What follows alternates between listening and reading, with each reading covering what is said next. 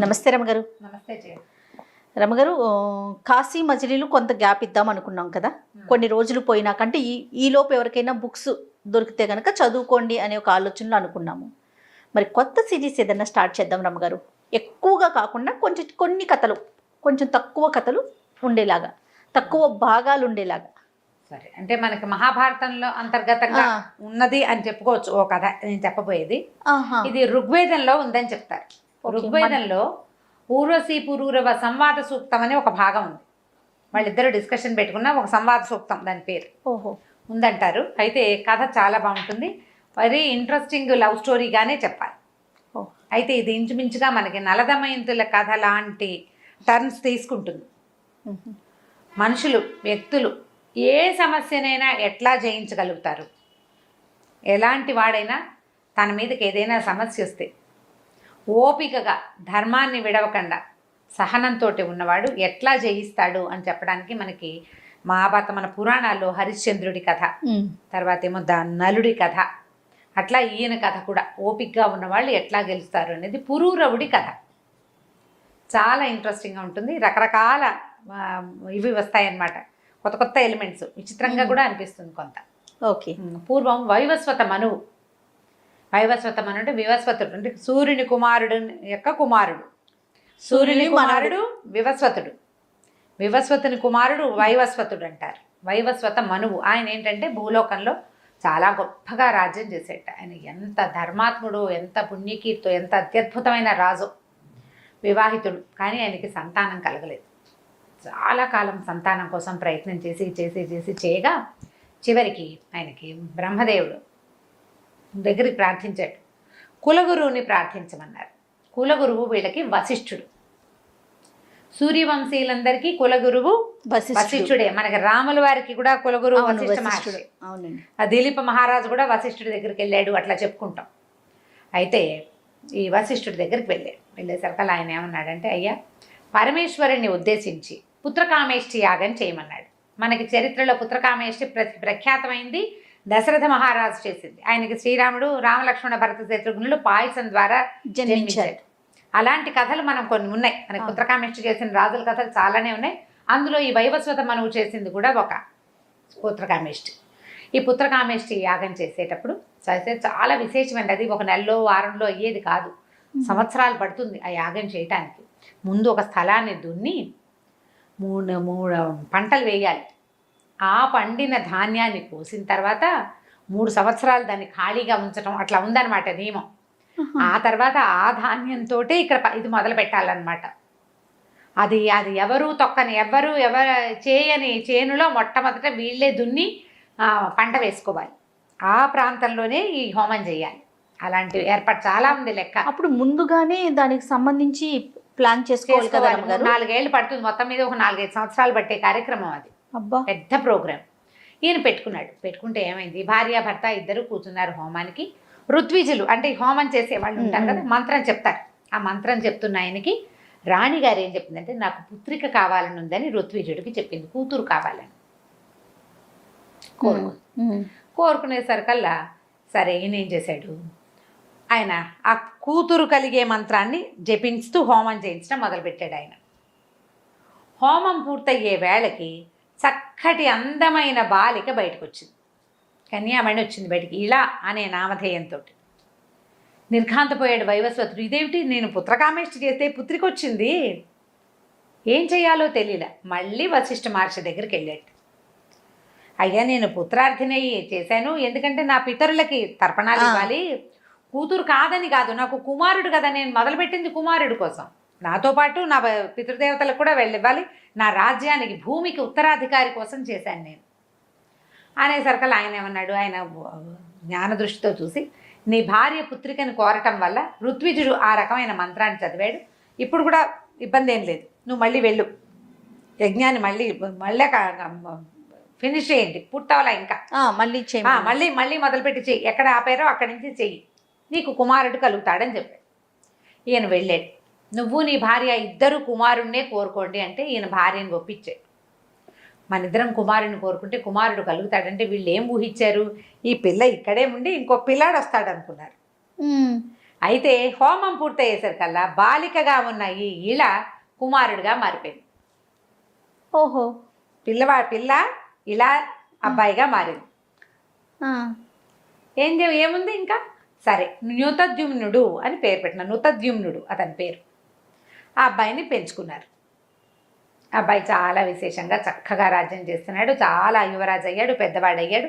ఈయన కుమారుడు కలిగిన సంతోషంలో తర్వాత ఈ అబ్బాయికి పట్టాభిషేకం చేసేసి ఆయన భార్య భర్త ఇద్దరు కలిసి అడవుల్లోకి వెళ్ళిపోయారు.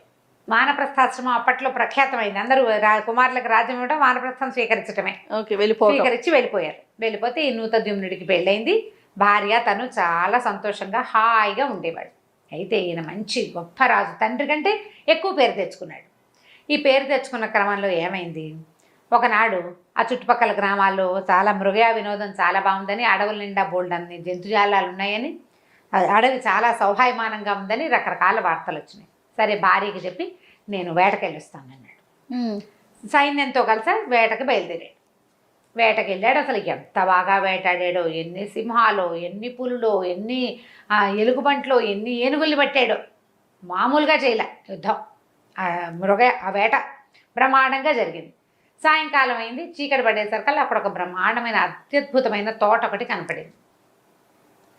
ఈయన ఆ తోటలోకి ప్రవేశించాడు రిలాక్స్ అవ్వడం కోసం. లోపల నీళ్లున్నాయేమో చూద్దామని. లోపలికి వెళ్ళగానే ఈ సైన్యం అంతా చూస్తుండగా ఆయన స్త్రీగా మారిపోయాడు, అమ్మాయి అయిపోయాడు. మగవేషం వేసుకున్న ఆడ మనిషి నుంచుంది అక్కడ.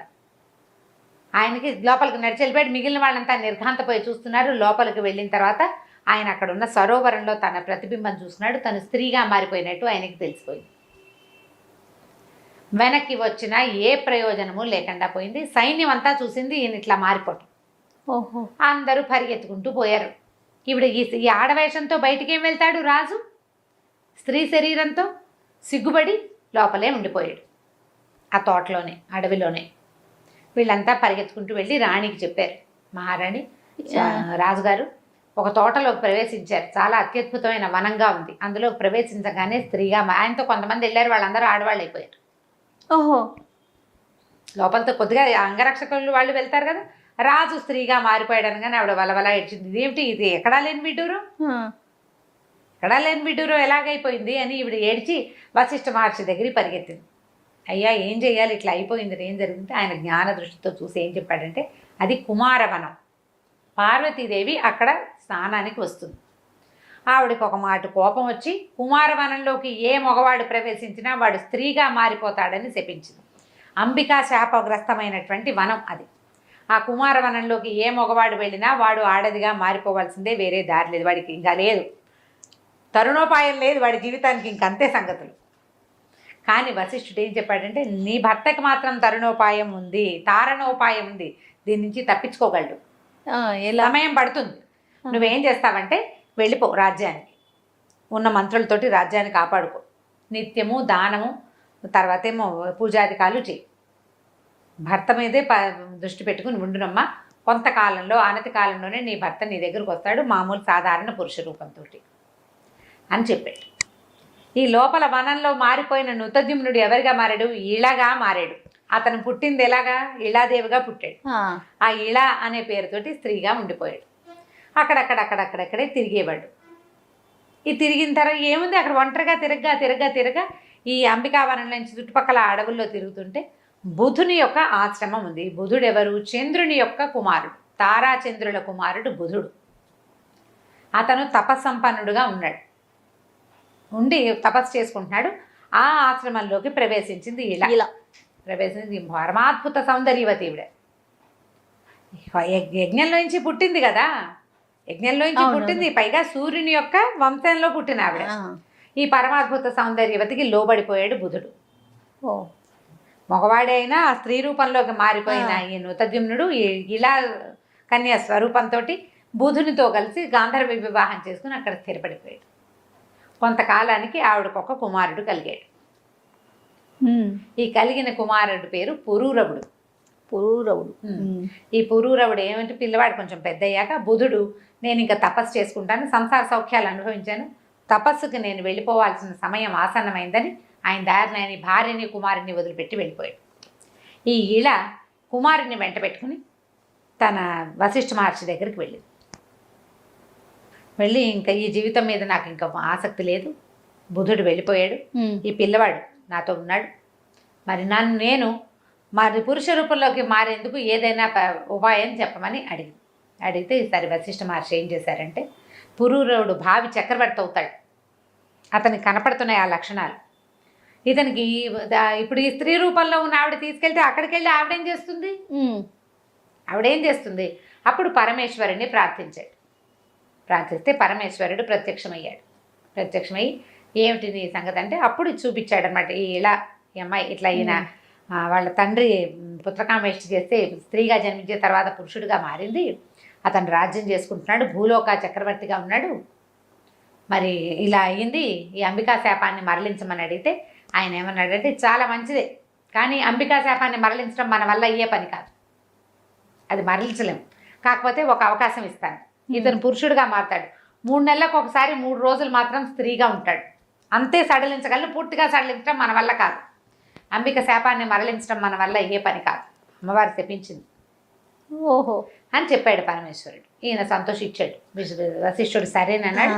ఈ మన నృతద్యుమ్నుడు కూడా ఈళ్ళ కూడా ఏమందంటే, అది మంచిదే, పోనీక అదైనా నయమే కదా, అదైనా నయమే, నేను కనీసం రాజ్యానికి వెళ్ళి నా భార్యను చూసుకోగలుగుతాను, రాజ్యాన్ని కాపాడుకోగలుగుతాను, పిల్లాడు పెరగాలి, ఇంకా చిన్న పిల్లాడు, వీడు పెద్ద అయ్యాక వీడికి రాజ్యం అప్పచెప్తా, తర్వాత సంగతి తర్వాత చూసుకుందాం, కానీ మీ వల్ల పరమేశ్వరునే కదా సాక్షాత్కారం కలిగింది, ఈ ఇలా స్వరూపంలో ఉండటం వల్ల ఇది నాకు మేలే చేసింది, నా పిల్లాడికి కూడా మేలే చేస్తుంది అని చెప్పి నమస్కారం చేసి నృతద్యుమ్నుడిగా మారిపోయి కుమారుడైన పురూరవుడిని తీసుకుని తన నగరానికి వెళ్ళిపోయాడు. భార్య సంతోషించింది, ప్రజలంతా సంతోషించారు. ఈ రహస్యంగానే వాళ్ళ మధ్య ఉండిపోయింది. తర్వాత ఆయనకు 4 కుమారులు కలిగారు. ఈ పురూరవుడు పెద్ద కుమారుడుగానే చెలామణి అయ్యాడు, జ్యేష్ఠుడిదే కదా రాజు యొక్క కుమారుడు. పురూరవుడు రాజు అయ్యాడు. పురూరవుడు రాజు అవటం, చిన్న రాజు అవటం మామూలు ఏదో సుమారుగా అవటం కాదు, బ్రహ్మాండమైన చక్రవర్తి అయ్యాడు, చాలా అత్యద్భుతమైన గుణాలు కలిగినవాడు. ముందు పుట్టకే అతను ఈ బుధుని ఆశ్రమంలో ఇక్కడ పుట్టడం వల్ల అతను ముందు నుంచి తపశ్చర్య మీద చాలా ఆసక్తి ఉంది, తపస్సు చేసుకోవటం మీద. చక్రవర్తిగా ఉన్నప్పటికీ చాలా ధర్మపరుడుగాను, తపస్సంపన్నుడుగాను, దైవభక్తి పరాయణుడుగాను ఉన్నాడు. అయితే ఆ కాలంలో ఏమైందట, స్వర్గంలో ఒక కథ జరిగింది. ఏమంట అది, ఒకసారి స్వర్గంలో చాలా పెద్ద సభ జరిగినప్పుడు రంభ, ఊరసి, మేనకా, తిలోత్తమ వీళ్ళంతా నాట్యాలు చేస్తూ ఉన్నారు. అక్కడికి అగస్త్య మహర్షి వచ్చేసరికల్లా అందరూ ఆయనకు దండం పెట్టారు. ఊర్వశి పెద్దగా దండం పెట్టుకోలేదు, ఆయన్ని పెద్ద పాటించలే. ఎందుకంటే ఊర్వశి ఎవరి నుంచి పుట్టింది, నారాయణుని తొడ నుంచి పుట్టింది. ఆవిడ వీళ్ళలాగా మామూలుగా పుట్ల, పాలకడల్లో నుంచి రాలేదు ఆవిడ. రంభాది అప్సరోగణం అంతా పాలకడల్లో నుంచి వచ్చింది, లక్ష్మీదేవి వెనకాల వచ్చారు అప్సరసలు. కానీ ఊర్వశి మాత్రం వాళ్ళ అప్సరసలని జయించడానికి నారాయణుడి తొడ నుంచి, ఆయన తొడ మీద కొట్టుకున్నాడు, ఊరువులో నుంచి జన్మించింది. దాంతో కొంత అహంభావం ఉందన్నమాట. ఆమె నమస్కరించకపోయేసరికల్లా అగస్త్యుడు అన్నాడు, తలపొగరు అరిషడ్వర్గము ఉండవలసింది మానవులకి, నువ్వు మానవకాంతవి కాదు, భగవంతుని తోడ నుంచి జన్మించిన అప్సరసవి, వినయం ఉండద్దు నీకు, వినయం లేదు, మానవులకు ఉండేటువంటి అరిషడ్వర్గము నిన్ను బాధిస్తుంది, మానవకాంత వైపు, మానవునికి భారీగా ఉంటే కానీ నీకు ఈ లక్షణం పోదని శపించాడు. శపించేసరికల్లా మరి ఋషి శాపం ఎలా అంటే, విష్ణుమూర్తి చక్రాన్ని తప్పించుకోవచ్చు, శివుడు త్రిశూలం నుంచి తప్పించుకోవచ్చు, ఋషి శాపం నుంచి దేవతలు కూడా తప్పించుకోలేరు. విష్ణువు శివుడే తప్పించుకోలేకపోయారు కదా, ఇంకా వీళ్ళేముంది, ఈవిడ ఇంకేం చేస్తుంది, భూలోకానికి ప్రయాణమైంది. ఎవరో ఒకళ్ళ మనిషితో గడపాలి ఆవిడ శాపం ప్రకారం. నారదుడు కనిపించి నారదుడు ఏమన్నాడంటే, వారా వీరా ఎందుకు వెళ్తావమ్మా, పురూరవ చక్రవర్తి మహాద్భుతమైన వాడు, రూపజిత మన్మధుడు, ఆయన చూస్తే మన్మధుడు కూడా కళ్ళు మూసుకోవాల్సిందే, అంత అందంగా ఉంటాడు, అక్కడికి వెళ్ళు, చక్రవర్తి భార్యగా చలామణి అవుతావు, జీవితం కూడా అత్యద్భుతంగా ఉంటుంది. మామూలు మానవుడు రకరకాల భావోద్వేగాలున్న మానవులు కాకుండా ఇట్లా అత్యద్భుతమైన వ్యక్తిత్వం కలిగిన వాడు, చాలా గొప్ప ప్రతిభావంతుడు, పైగా విపరీతమైన జన్మ ఉన్నవాడు, సాధారణంగా మనుషులందరిలాగా పుట్టినవాడు కాదు, అపురూపమైన జన్మ, అతని దగ్గరికి వెళ్ళమని చెప్పాడు. చెప్పేసరికల్లా ఈవిడేం చేసింది, ఈ పురూరవ చక్రవర్తి వ్యాహ్యాళికి వెళ్తే ఆయనకి వివాహం కాలే అప్పటికి, చిన్నవాడే. వ్యాహ్యాళికి తోటలోకి వెళ్తే ఆ తోటలోకి ప్రత్యక్షమైంది. ఈ అద్భుత సౌందర్యవతిని చూసేసరికల్లా భగవంతుని తొడ నుంచి పుట్టిందంటే మరి ఏమిటి సామాన్యంగా ఉంటుందా ఆవిడ అందం అంతా సాటి లేని అందం అనమాట, ఇలా సాటి లేని అందం ఆవిడది. ఇక ఆయన మైమరిచిపోయాడు ఆవిడని చూసి. ఎవరు ఏమిటని అడిగితే, నేను ఊర్వశిని, అప్సరోగణంలో ఉంటాను, దేవేంద్రుడి కొలువులో ఉండేదాన్ని, నాకు ఒక ఋషి శాపం, అగస్త్య మహర్షి శాపం, ఆ ప్రకారంగా నేను భూలోకానికి వస్తుంటే నారద మహర్షి నీ గురించి చెప్పాడు, నీతో ఉందామని వచ్చానని చెప్పింది. ఇక విపరీతంగా మోహంలో పడ్డాడు ఆయన.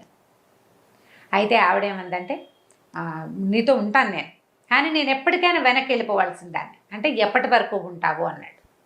ఆవిడేం చెప్పిందంటే, ఒకటే షరతు, నువ్వు దిగంబరంగా కనపడకూడదు నాకు, నువ్వు ఎప్పుడైతే నాకు దిగంబరంగా కనపడతావో అప్పుడు వెళ్ళిపోతా, అప్పటి వరకు నీతో ఉంటాను నేను. సరేనని ఒప్పుకున్నాడు. ఆవిడతో పాటే ఉండిపోయాడు. హాయిగా తిరుగుతూ ఉండేవాడు. చాలా కాలం గడిచిపోయింది. దేవేంద్రుడు ఆయనకి ఏమిటి ఊర్వశి లేక సభ బోసిపోయింది. ఆవిడని తెచ్చేసుకోవాలి వెనక్కి ఎలాగైనా. మరి తెచ్చుకోవాలంటే ఎట్లా? ఆవిడకి ఈ పురూరవుడి మీద విసుగు పుట్టాలి, లేదా ఇష్టం రావాలి. అయితే ఏ కారణంతో ఊర్వశి వెనక్కి వస్తుందో ఆయన తెలుసుకున్నాడు. వెనక్కి రావడానికి ఒక క్లాజ్ పెట్టింది. ఆ క్లాజ్ ప్రకారం ఊర్వశిని తేవడానికి ఒక ఉపాయాన్ని పన్నారు. ఆ పన్నిన ఉపాయం ప్రకారం ఊర్వశి దగ్గరికి గంధర్వులు వచ్చారు. నిన్ను దేవేంద్రుడు వెనక్కి రమ్మంటే, ఆవిడ కూడా చాలా కాలం అయిపోయింది భూలోకంలో ఉన్నాను, ఆవిడకి స్వర్గం మీద మనసు పోతోంది, స్నేహితురాళ్ళ మీదకి మనసు పోతోంది, దేవేంద్రుడి మీద మనసు పోతోంది. ఆవిడకి ఇంకా బోళ్ళంతమంది స్నేహితులు ఉన్నారు. స్వర్గ సౌఖ్యం వేరు, మానవ సౌఖ్యాలు వేరు. మానవ జీవితం వేరు, స్వర్గ సౌఖ్యం వేరు కదా. సరే వెళ్ళిపోదామనుకుంది. వెళ్ళిపోదామంటే ఎట్లా వెళ్ళిపోవాలి? ఆయన జాగ్రత్తగా ఉంటాడు. ఆయనకు ఆ ఒళ్ళు తెలియనితనము అవి రాలా ఇప్పటిదాకా. ఆ పరిస్థితి కల్పించాలి. సరే ఏం చెప్పిందంటే, నేను 2 పెంపుడు మేకలు ఉన్నాయి నా దగ్గర, గొర్రెలను కూడా చెప్తారు కొన్ని కథల్లో, 2 మేకలో గొర్రెలో పిల్లలు అవి పెంచుకుంటాను, వాటిని రక్షిస్తాడు రాజు, మాకు దగ్గరలోనే ఉంటాయి అవి, వీటిని ఎత్తుకెళ్ళిపోండి. ఈయన్ని పురూరవుణ్ణి ఆ మేకలను తెమ్మని చెప్తాను నేను, ఆయన బయటకు వచ్చినప్పుడు మెరుపులు మెరిపించండి అని చెప్తాను. సరే రాత్రి వేళ వీళ్ళిద్దరూ ఏకశయ్యాగతులుగా ఉండగా ఈ మేక పిల్లల్ని ఎత్తుకుపోతారు గంధర్వులు. ఎత్తుకెళ్ళేసరికి మే నరుస్తాయి. అవి పక్కనే ఉండి రాత్రిపూట ఆ శయ్యాగృహంలోనే ఓ పక్కన పడుకునే మేక పిల్లల్ని ఎవరో తీసుకుపోతారు. ఇప్పుడు దిగ్గును లేచి పురూరవ నా మేకల్ని ఎత్తుకుపోతున్నారు, వాటిని రక్షించు అని కేకలు పెట్టి కదలడు ఈయన. అప్పుడే అలసిపోయి అలా పడుకుని ఉంటాడు అర్ధరాత్రి. ఇప్పుడు ఇంకా అరిచి, నా మేక పిల్లలు వాటిని రక్షిస్తానన్నా వదిలేస్తావా, నువ్వేమి రాజువి, అట్లాగా నరిచెరిచి కేకలు పెడుతుంది. దాంతో ఈయన ఏం చేస్తాడు, దిక్కును లేచి పరిగెడతాడు. ఒంటి మీద బట్టలు లేనిది చూసుకోడు. రాత్రి పడుకునేటప్పుడు ఒక పంచ కట్టుకుంటారు. ఈ లేచే సంరంభంలో అది జారిపోతుంది. ఈయనకి ఒళ్ళు తెలియదు. నిద్రలో దిగ్గులు లేచిన వాళ్ళకి ఒళ్ళు పోయి తెలియదు చూడు. పరిగెడతాడు. పరిగెత్తేసరికల్లా ఈయన పరిగెత్తుతూ వెళ్ళేసరికల్లా ఈ మేకలను ఎత్తుకుపోతున్న గంధర్వులు ఇద్దరు మేకలను వదిలిపెట్టేస్తారు. ఆ 2 మేకల్ని 2 చంకల్లో ఇరికించుకుని వెనక్కి తిరిగి వస్తాడు. ఊర్వశి ఇదిగో నీ మేకలని. సరిగ్గా ఆవిడ ఎదురొచ్చే టైంకి పైకి వెళ్ళిన గంధర్వులు మెరుపుల్ని పిలుస్తారు. ఆ మెరుపుల్లో అర్ధరాత్రి మామూలుగా చీకటి దీపాలు ఉండవు, మెరుపులు మెరిస్తే కదా అవతల వాళ్ళు స్పష్టంగా కనపడేది.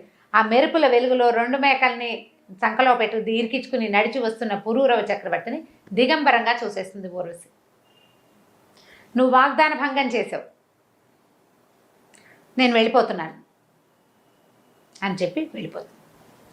చాలా బతిమలాడతాడు, వెళ్ళొద్దు, నన్ను విడిచి ఉండలేను నేను అంటాడు. మరి ఇది తప్పదు కదా, దేవతలు పెట్టిన నియమం.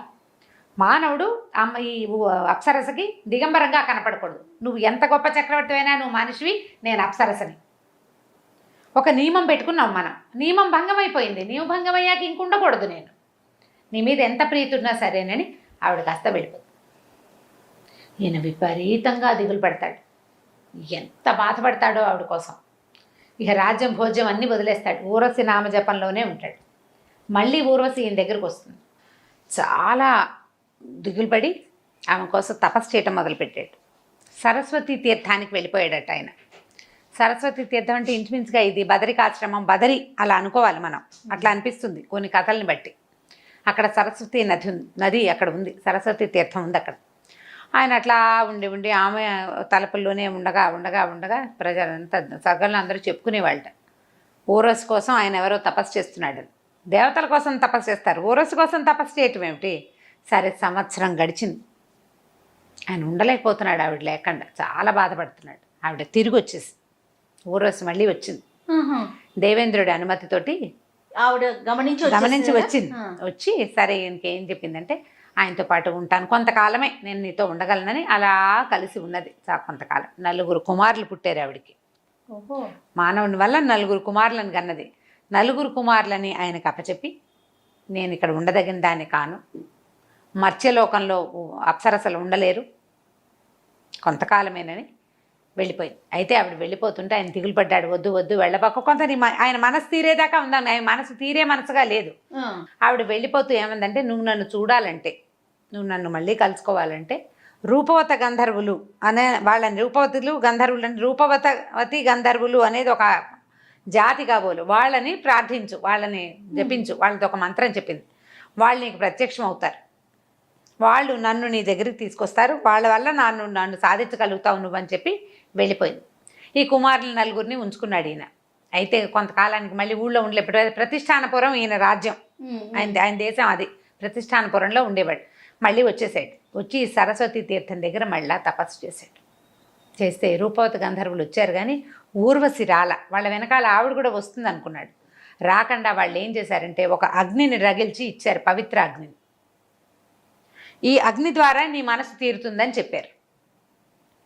ఆ అగ్నిని ధ్యానించినా కూడా ఈయన పని అవ్వాలి, ఈయనకు ఊర్వశి రాల, ఆయనకు విసుగు పుట్టింది. ఇంకా ఈ అగ్నిని ఒక పవిత్రమైన ప్రదేశంలో నిక్షేపించి వెనక్కి వెళ్ళిపోయాడు. ఇంకా ఆవిడ ఊర్వశి లేకుండా ఉండటం, ఆ కుమారులను చూసుకుంటూ రాజ్యం చూసుకుంటూ ఉన్నాడు, అలవాటు పడ్డాడు. క్రమంగా ఏమైందంటే, ఆ కాలంలో అంటే ఈయనకు ఈ వ్యవహారాన్ని జరుగుతుండగానే ఇంకొక వ్యవహారం జరిగింది. విశాల నగరం అని ఒక రాజ్యం. ఈ విశాల నగరానికి సోమదత్తుడు అని ఒక ప్రభు ఉండేవాడు. ఆయనకి చాలా కాలం సంతానం కలగల.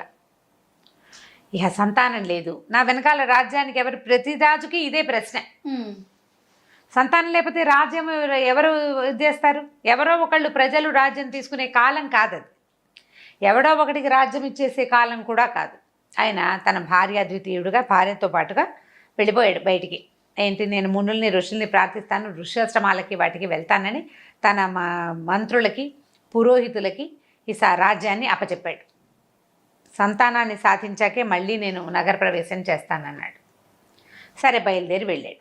ఆయన ఎన్నో క్షేత్రాలు తీర్థాలన్నీ భార్యతో కలిసి కొద్దిపాటి సైనికులతోటి చిన్న పరివారంతో వెళ్ళాడనమాట. వెళ్ళి ఎన్నో ఋష్యాశ్రమాలు చూశాడు, యాత్రాస్థలాలు తీర్థస్థలాలు ఎన్నో దర్శించగా ఒక చోట కొంతమంది మునుల తాలూకు సమూహంలో వాళ్ళని కలుసుకున్నాడు.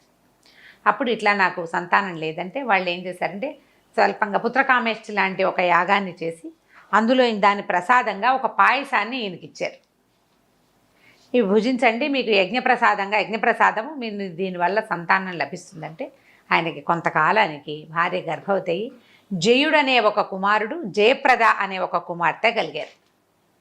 జయుడు, జయప్రద. అయితే కూతుర్ని ఒక అబ్బాయిని చక్కగా పెంచుకున్నారు, రాజ్యానికి వెళ్ళిపోయారు, విశాల నగరానికి వెళ్ళిపోయారు భార్యాభర్త. కూతురు కొడుకు అక్కడే పుట్టారు, పిల్లలు చక్కగా పెరుగుతున్నారు. ఈ జయప్రదాదేవి మహాద్భుత సౌందర్యవతి, చాలా అందమైంది. అయితే చిన్నప్పుడు కొంచెం 8-9 సంవత్సరాలు వచ్చాక పిల్లలు కథలు చెప్తారు కదా, అప్పుడు ప్రపంచంలో ఉండే గొప్ప గొప్ప రాజులు ఎవరు వాళ్ళ గురించి చెప్తూ పురూరవ చక్రవర్తిని గురించి దాదులు ఆ అమ్మాయికి చెప్తూ ఉండేవాడు. క్రమంగా ఆయన కథప్పిస్తే ఎవరి కథ ఆవిడ విందు, ఆయన గురించే వింటుంది. అలా అయ్యి ఆయన మీద మనసు పారేసుకుంది అమ్మాయి, నేను పురూరవుడినే పెళ్లి చేసుకుంటానని. నిజానికి వయసు తేడా, ఆయన ఎప్పటివాడు ఈవిడిప్పటిది కదా, ఆ కాలం అలా ఉండేది కాదు. అంత చిన్నపిల్లకి 15-14 సంవత్సరాలు పెళ్ళిడు వచ్చిన పిల్ల అంటే ఎంత, 25 ఏళ్ళు రావకాల పెళ్ళిడు, 25 ఏళ్ళు కాదు 12-13 సంవత్సరాలే. ఇంకా మాట్లాడితే 8 ఏళ్లకే కన్య, వివాహ యోగ్యమైన వయసు 8 ఏళ్లే. కొద్దిగా ఊహొచ్చింది, స్వయంవరము అవి చేసుకోవచ్చు. ఈ స్వయంవరాలు అవి చేసేవాళ్ళు. అయితే ఈ అమ్మాయికి పురూరవుడి మీద ఆసక్తి ఉందని రాజుగారికి తెలిసింది. సరే, స్వయంవరం చాటిందాం అనుకున్నారు. ఈ చాటించినప్పుడు ఇవిడేం చెప్పిందంటే, నాకు కొన్ని ప్రశ్నలు ఉన్నాయి, నా ప్రశ్నలకి సమాధానం చెప్పిన వాళ్ళనే పెళ్లి చేసుకుంటానని. సరే, మా అందరినీ పిలుచుకొచ్చారు. అందరినీ పిలిస్తే ఏమైంది, ఈ పురూరవుడు ఆవిడకి తెలుసు, ఆవిడకి ఈ మొత్తం అందరు రాజుల చరిత్రలు పేర్లు చెప్పారు, ఆవిడ ఎవరిని వరించలేదు. మా అమ్మాయికి ఏవో కొన్ని ప్రశ్నలు ఉన్నాయంటే ఆవిడ అడిగిన ప్రశ్నల్ని సభలో అడిగారు. ప్రపంచంలో అత్యుత్తమమైనది ఏది, అత్యంత శక్తివంతమైన విషయం ఏది అని అడిగితే ఎవ్వరూ చెప్పాల. ప్రతి వాళ్ళు ఆలోచిస్తున్నారు ఏది శక్తివంతం, భగవంతుడే కాసే అత్యంత శక్తివంతుడైన విషయం అని పురూరవుడు చెప్పాడు. దైవాన్ని మించిన శక్తి ఏదీ లేదు.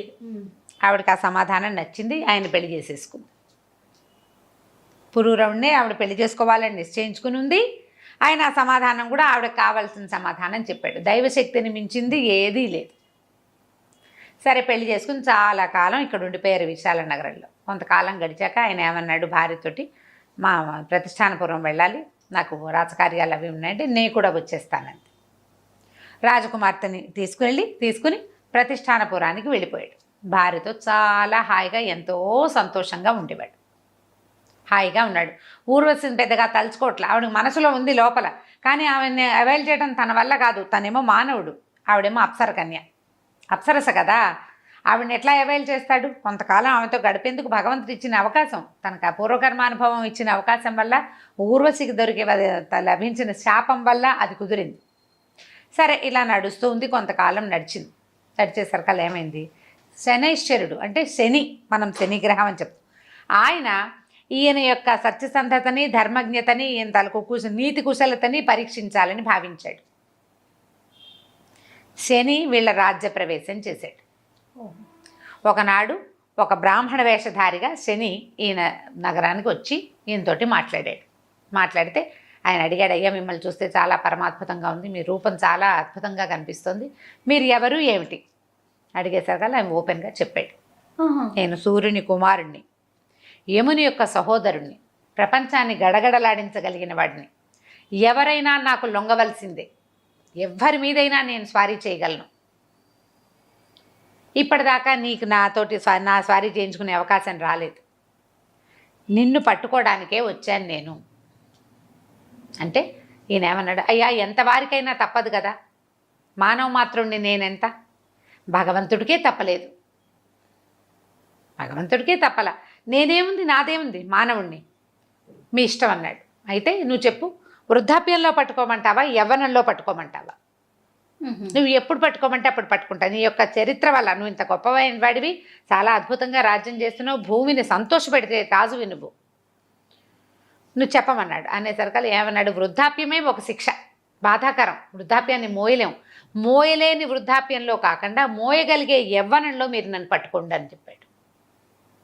మోయగలిగే యవ్వనంలోనే నేను మీకు అవకాశం ఇస్తున్నాను, మీ ఇష్టం అని సరేనన్నాడు. శని వెళ్ళిపోయాడు. వెళ్ళి ఇతన్ని పట్టేందుకు అవకాశం కోసం చూస్తున్నాడు.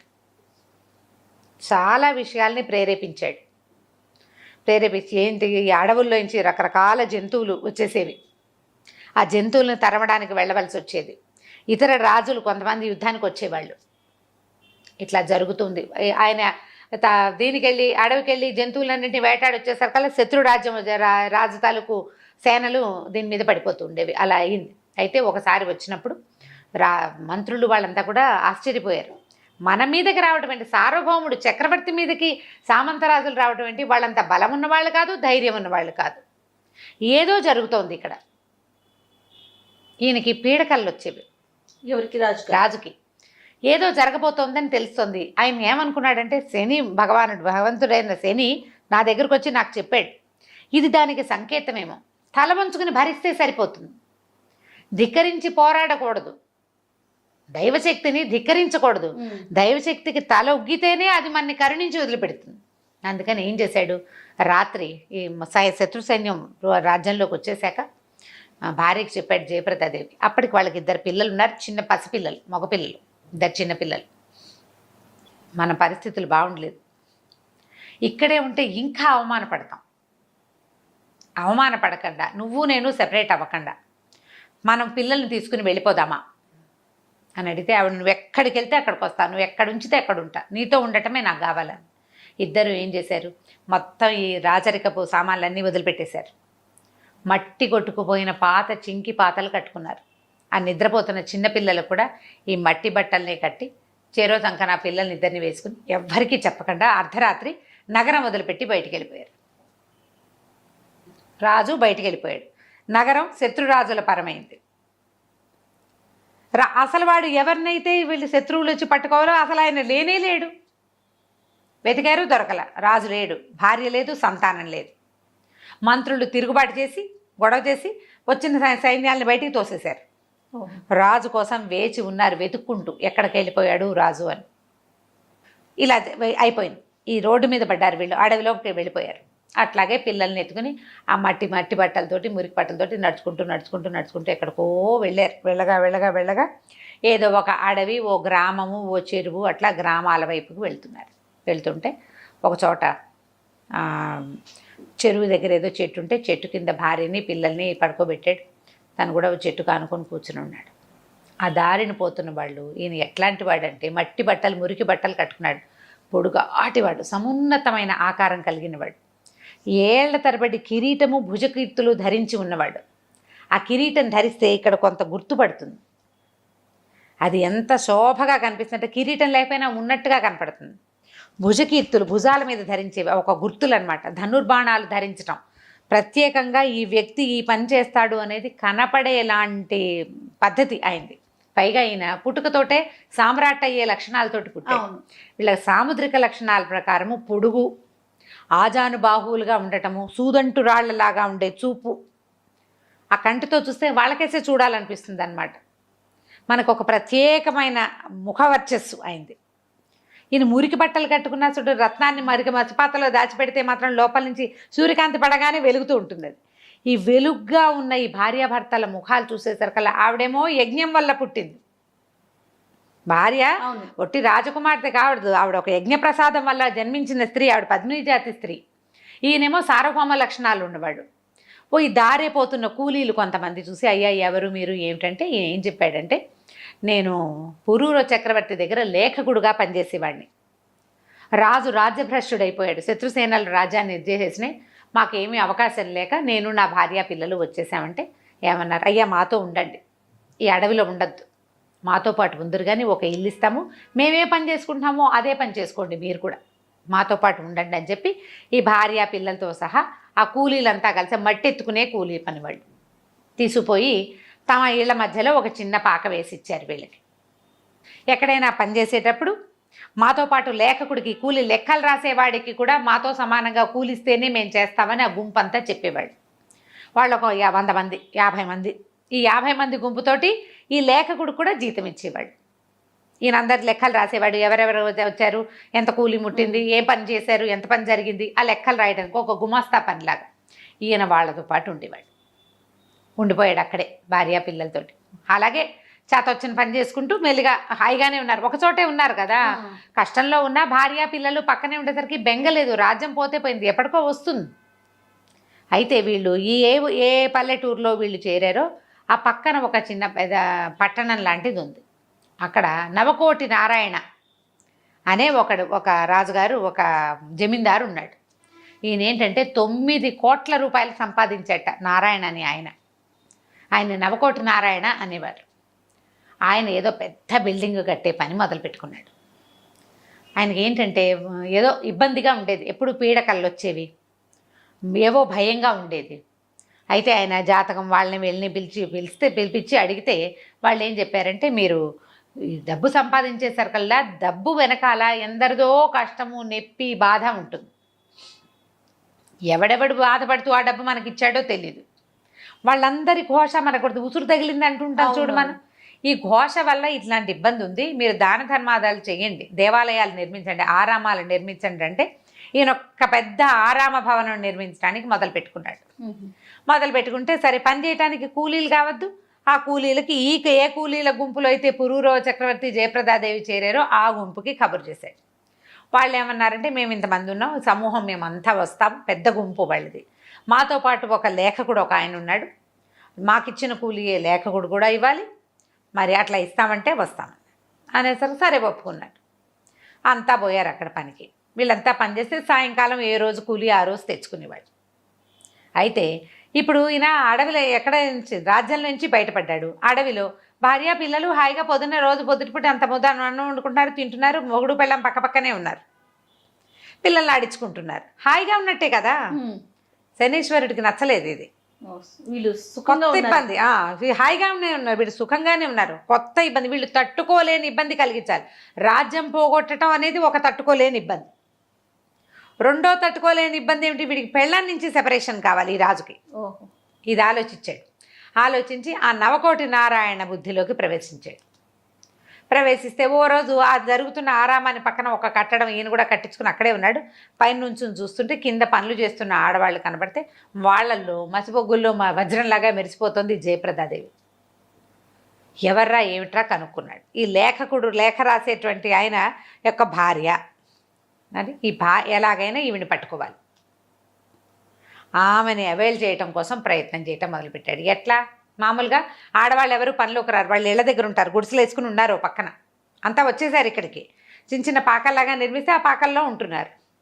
మగవాళ్ళు పనిలోకి వస్తారు, సాయంకాలం అయితే డబ్బులు పుచ్చుకుని వెళ్ళిపోతారు, ఆడవాళ్ళంతా దూరంగా ఉంటారు. ఈయన పైన నుంచున్నాడు కాబట్టి కింద కనపడింది.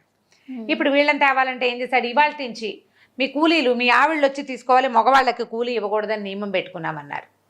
సాయంకాలం అయ్యేసరికల్లా కూలీల భార్యలంతా వచ్చి వాళ్ళతో పాటు జయప్రదాదేవి కూడా వచ్చి డబ్బులు తీసుకెళ్ళేవాళ్ళు. ఒక 3-4 రోజులు జనాలంతా అలవాటు పడ్డారు. ఈ తబ్బిట్లా క్యాజువల్గా వెళ్ళి తెచ్చేసుకుంటున్నారు, బాగానే ఉందిగా.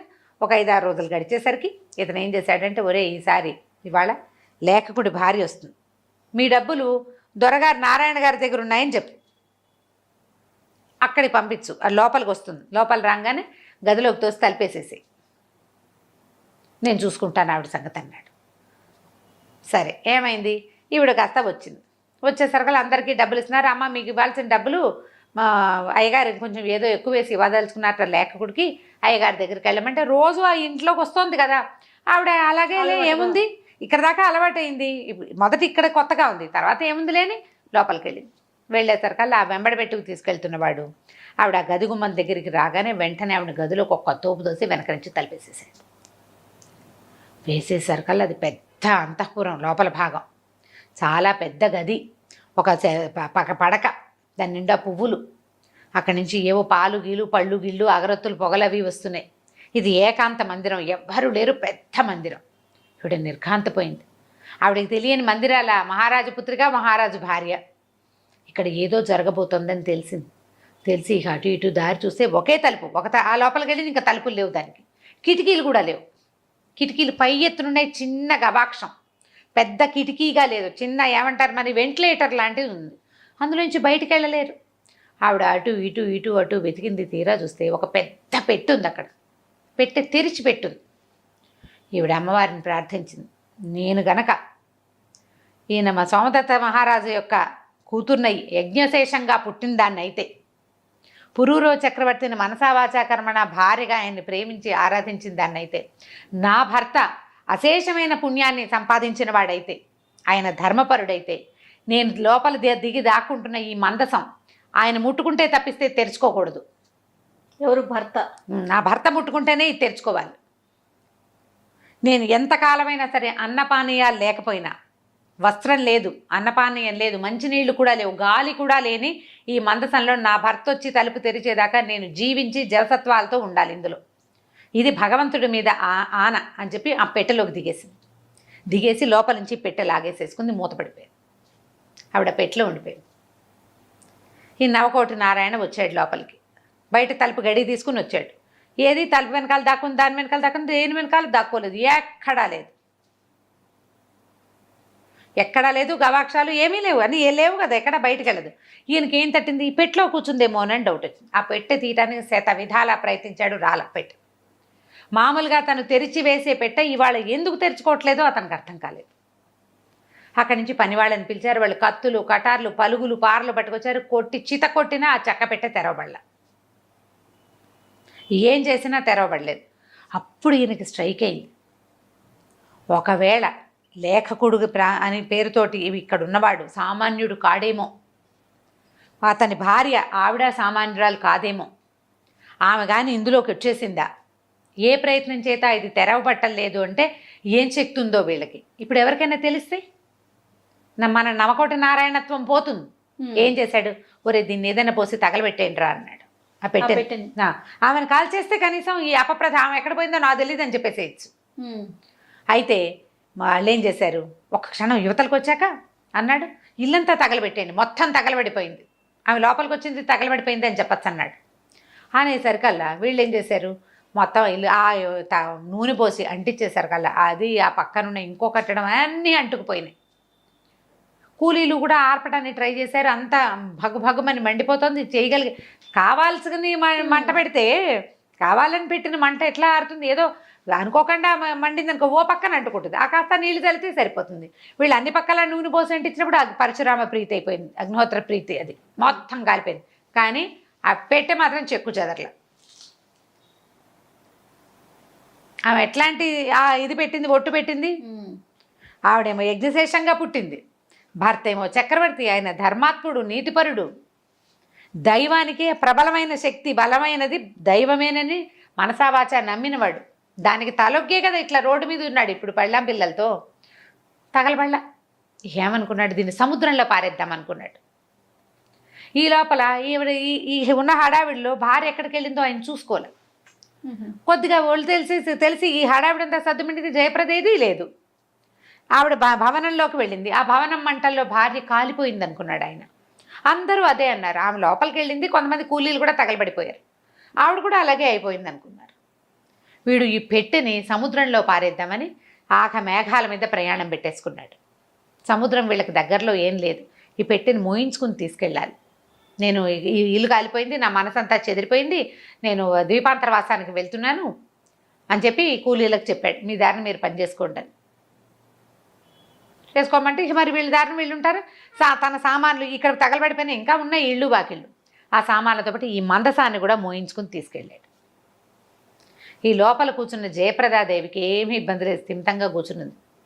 వాళ్ళు కొడుతున్నది తెలుస్తూనే ఉంది, ఏమి తెరవబడలా, కాలింది తెలుస్తూనే ఉంది. ఇది వెచ్చగా గోరువెచ్చగా కూడా వాళ్ళ పెట్టే అంత మంటల్లో కూడా.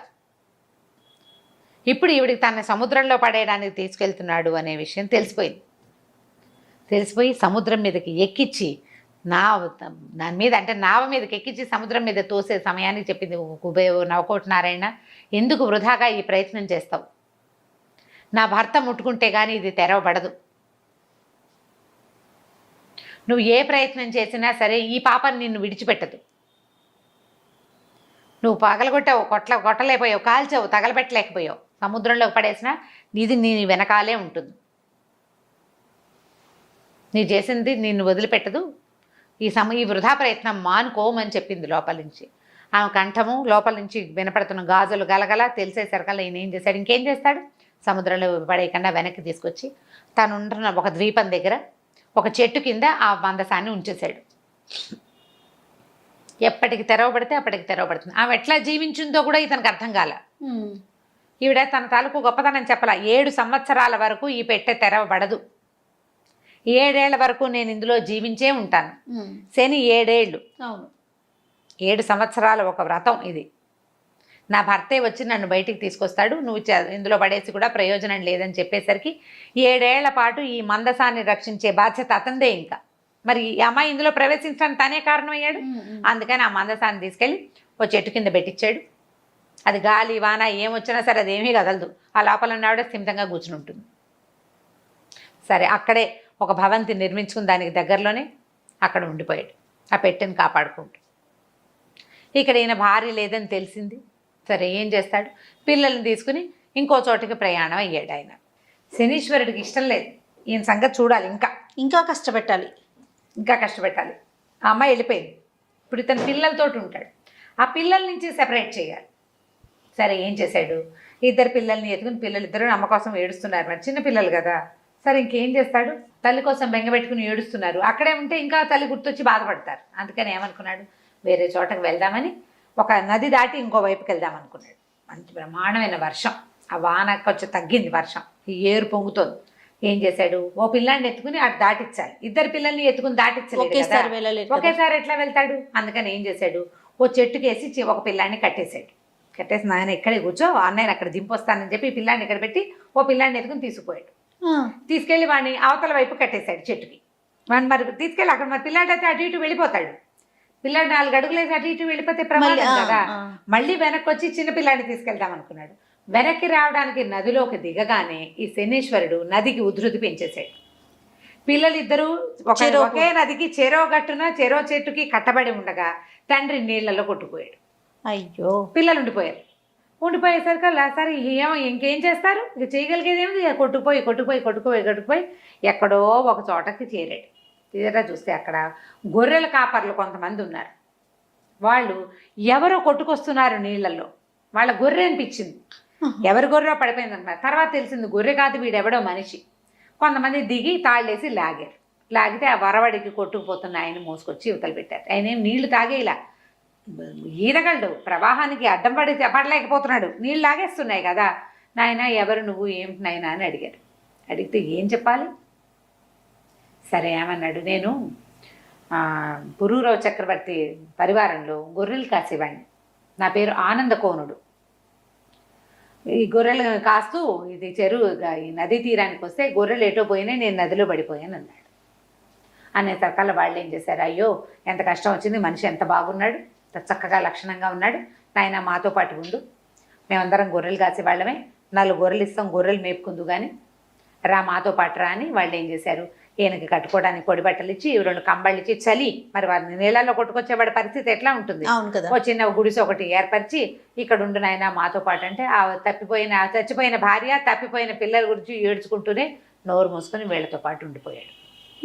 ఈ చెరుక నదికి అటు ఇటు పిల్లలు ఉన్నారా, ఒక గొల్లెత ఆ వైపుకి వచ్చి ఈ పిల్లాన్ని చూసింది. ఎవరండి? గొల్లెత అంటే ఒక గొల్ల స్త్రీ వచ్చి చూసింది. చూసేసరికల్లా పిల్లాడు ఎంతో బాగున్నాడు, ఎంత పండులా ఉన్నాడు, ఎవరు కట్టేశారంటే మా నాన్న కట్టేశాడు.